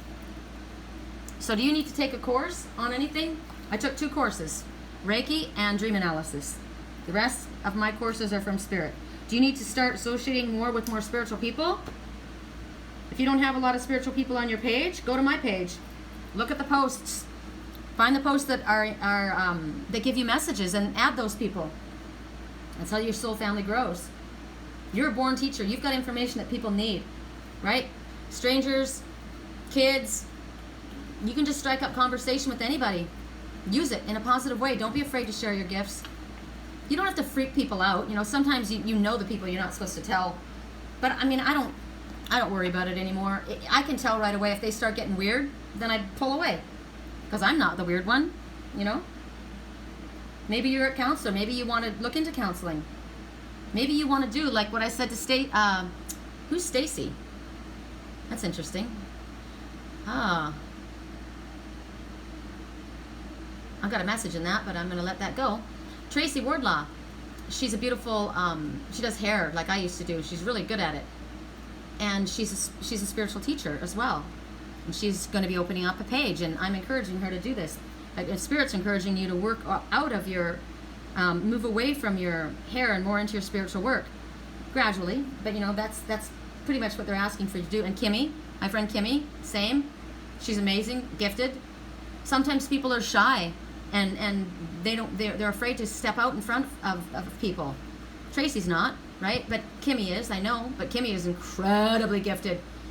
The shyest people are the most gifted. You're not going to get good at it if you don't practice it, right? Kimmy's got to start doing her soul paintings again. And Janice, oh my God, yes, and Sandy, right? I'm just talking about people that I know, because people need the information. And like I said to Janice about her painting, all she has to do is paint and put it out there. And they inspire, her paintings inspire me. I know what they say to me. They inspire other people. Kimmy literally makes soul paintings, and she energizes her paintings, right? Sandy, you're a beautiful artist. You're amazing at what you do. Amazing at what you do. I have something for you. I've been trying to get you to finish your Reiki course. Infuse your paintings with Reiki. You heal everybody who buys them, who looks upon them. Just like I infused those cards and everybody got that energy. That's a beautiful gift to the world. You can do that. That can be an act of charity. You can sell the limited edition of your painting, but you can, as a free gift, you can charge that Reiki healing into that picture as a free gift. I'm getting ringing in my ears because Spirit's saying, you're giving away all your ideas. Yeah, well, you know what? Everyone, more people than one can do it, right? So, anything about a spiritual teacher in your life, like a mentor, maybe somebody coming in, it may be whatever you've got a hit on right now, it's a yes, okay? Validation is what you're getting. I'm being told to give a workshop again. So, and I would love to give a workshop there. This is my dream, to have a land, a property that people can come to that's either close enough that they can get to a hotel or camp or whatever, and then they can meet and we can all be outside and do this kind of work outside. And I take them on a tour of the land, walking, and show them the messages from Spirit in nature like this, like I did when I was a little girl. They took me on walks in the land when I was a little girl, and I learned from them. And now I want to do that and show other people. That is my dream. So, also, your counseling, your healing that you've done, I give a lot for free, and I've got to remind myself, so I'm going to do it right now because this is a message. This is energy. If you were a doctor, you would be paid very, very well for what you do. If you're a lawyer, you're paid very, very well for what you do. If you're a cop, if you're a fireman, no matter what you do, mechanic, you're paid for your services, right? There's nothing wrong with healers charging for their work. It's energy that we expend in time. This reading is 2 hours and 14 minutes so far. right? This is just one reading that I do in a day. I do them every single day. So it is not, somebody said to me, I'll think about, that person that wrote to me said, do you have a, what did she say to me? Do you have a 1-800, no, not a 1-800, she said something about a number, and I didn't understand what that meant, the number that I could give her so that she could make a donation because of the work. She said to me, I know that you have vet bills to pay. I'm still not recovered from all my vet bills, right, for all these cats. But and I said to her, you know, thank you for offering to make a donation, because I always forget to ask, and you know, but I'm not going to be embarrassed to. So I said to her, there's a donation button on my website. My website is www.theangelswhisper.com. Feel free to make a donation. Any little bit helps, right? Think about it. If everybody in this class made a $5 donation, that'd be a nice little gift for me, right? For all of my time and energy. You just got a free Reiki healing session. I just thought about that. I'm going to look that up, because I don't even know my own prices, and I should. Isn't that awful? People ask me. I don't think about money, but it is something that we all need in this world, right? We need to pay bills. I got to pay my rent tomorrow. So it isn't something that we should be embarrassed about. To ask for help with that, to ask Spirit. I mean, I'm not worried because Spirit gives it to me, right? But they do say, you know, it's true, God helps those who help themselves. Do be assertive, light worker. Hello. You know, people may not realize that you are tight financially, and you could use a little bit of assistance, and they're only too happy to give back to people who give unconditionally, right? So don't be embarrassed to ask for your services, Kimmy. Don't be embarrassed to ask. I know you're not, Tracy. Don't be embarrassed to ask for your services, Sandy. Don't be embarrassed to ask for your services, Janice. I told you, I got that message that you need to make that next painting a limited edition. It's valuable. It's valuable. And it's Spirit's way of helping us. Do you understand that? That is Spirit's way of helping us. So don't push it away. If somebody offers you I just said connection. So that's something. If somebody offers you a connection, somebody's going to connect with you for something. That's interesting. So if somebody, maybe I'm just connecting you with ideas, I don't know. But if somebody offers you a gift, learn to accept it. I have fought gifts my entire life. I came from a vow of chastity and poverty. So I fought love. I fought gifts of all sorts. My dad tried to give me that car, and I fought him forever. He was so angry at me. But I just didn't want to be bought, you know, and I realized that that's not buying somebody, that's generosity. Somebody wants to do that for you. Why is my computer not allowing me to get into this page? Mercury retrograde is just hysterical right now. They don't want me to tell you what the prices are of my Reiki healing. I don't know why. I got a headache right when I said that too. I wonder why that is. So maybe the price is off. Maybe it doesn't matter. It doesn't matter. Because I don't really care. It's not about, you know. Check it out. There's an opportunity coming. There's an opportunity coming for you to speak and share your gifts. There's an opportunity coming for you to connect with a teacher, a special teacher. There's an opportunity coming that's going to give you the ability to be assertive. There's an opportunity coming. You may be getting a gift. There's an opportunity to associate with spiritual people. I love that. Soul family. I love that. There's an opportunity coming. There's an opportunity coming that Spirit wants you to take advantage of. How can you help? What do you have to say? Look at this little bunny. Look at that bunny. The bunny's talking, and she's listening to the bunny. And this one's really curious. What? What's going on? They're very attentive. They're listening. Makes me believe, and I know that what I'm getting right now is that you are listening. I know these words are important. I'm getting prickles in my left hand. You are listening to what I have to say. You are listening to Spirit's words, and I love that. That makes me really happy. It's important. I wouldn't do all of this if it wasn't so important. But I love the fact that this teacher is listening to this bunny. This is a new one, right? This is a timid one. Listen to your children. Listen to your grandchildren. Listen to anyone that has something to say. Because sometimes the simplest people have the most profound words. And I watched a guy yesterday and his mom, at the grocery store, and he was autistic. Remember, I heard he has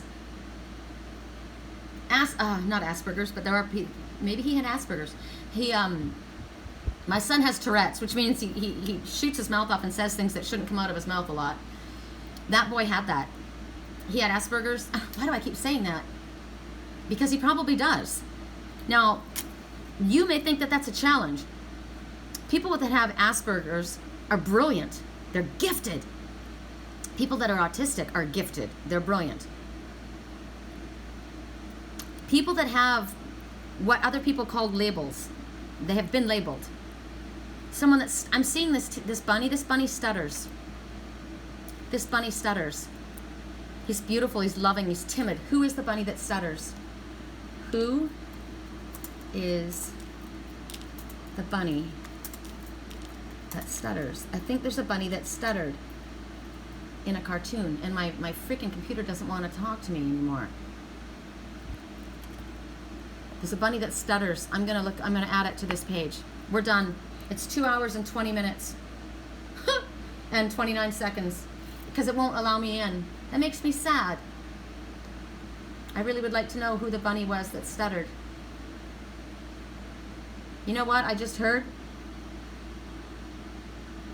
Bunny, somebody loves you.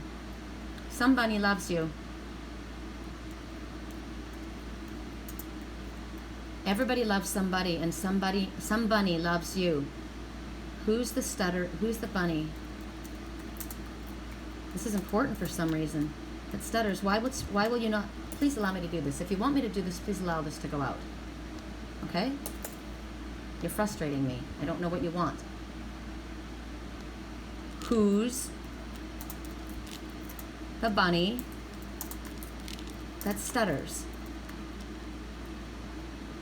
I must be having to repeat this for somebody else to get this message. Who is the bunny that stutters? Okay, the bunny that stutters is frozen. Literally, frozen. I can reload the page, but it won't speak. Who is the bunny that stutters? He's frozen. So he's asking for help. The bunny that stutters is asking for help. The bunny that loves you. You've got my help. I don't have the words. He says, I don't have the words. I'm frozen in fear. Don't be afraid. Don't be afraid. There's healing and love everywhere. And spiritual guidance all the way around you. Don't be afraid. The bunny is timid. The bunny runs. But the bunny also represents fertility and there's abundance. But this bunny is frozen in fear. And they don't need to be.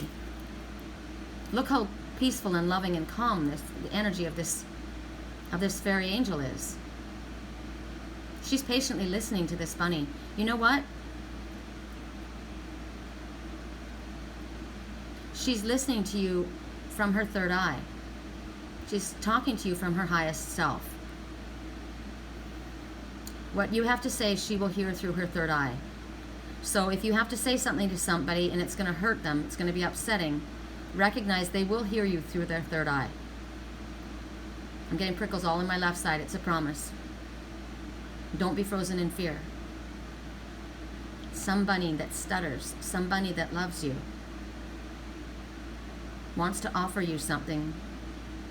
Oh. Why aren't you reaching out to him or her? Because she's allowing you to come to her. She doesn't want to rush you. She doesn't want to scare you. She's relaxed, she's chill. There's tears in this bunny's eyes. Gosh, there's something big going on right now. There's a healing for this bunny. This bunny's got lots of friends. Everybody's watching them. Oh my God. He's proposing something to her. Look at them watching her. And he's scared. So, spiritual teacher, I'm proposing this to you. An idea, right? Don't be afraid. Don't be frozen in fear. I just let myself go. It took me a long time. It did. It takes work. It takes practice. Go with what your higher self says. Just let yourself speak. Don't be frozen in fear. Everyone's listening, and they're not listening in order to make fun of you, because these are spiritual people. There's a difference. Soul family is different than people that are sleepwalkers. They don't listen to make fun of you. They listen because they want to hear what you have to say. It's important. You matter. And you have something to bring to the table. Every one of you have something to bring to the table. Look at you with your psychic antennae lit up. Every one of these are bunnies. They're all bunnies. I just realized they're all bunnies. This is a flop-eared bunny, but these are all bunnies. So we're all the same. So they want you to be with people of like mind. Keep yourself in the company of ones like you. You know the song that came to me yesterday? It was the waterfall. Don't go chasing waterfalls, right? And it's a negative song. It really is. But there was a positive, and I can't look it up right now. It's basically telling you to stick with your own kind. And that doesn't mean, hey, go back and stick with your own kind. You know what I mean? It's not prejudicial. I'm not talking that. These bunnies come from all walks of life. They're tall, they're short, they're fat, they're different nationalities, different pay grades, different education, right? This bunny doesn't have a formal education. This bunny does have a formal education. The one that stutters, he does. But the ones here, the ones that stand tall, they didn't even go to college. These ones are from the streets. These ones are from the hood. They all come together in the light. And everybody has something valid to say. And everybody is listened to. She listens to this stuttering bunny just as intently as she listens to everyone else. And I like that about this teacher. I like that. Because sometimes people just talk, and they don't hear what you have to say. I listen to everything. Especially today, please pay attention to the rabbit totems and where you see the rabbits today and what are they doing when you see them. And with that, I'm going to end this at 2 hours and 26 minutes, my God. I do have to get ready to go get my hair done. I love you guys.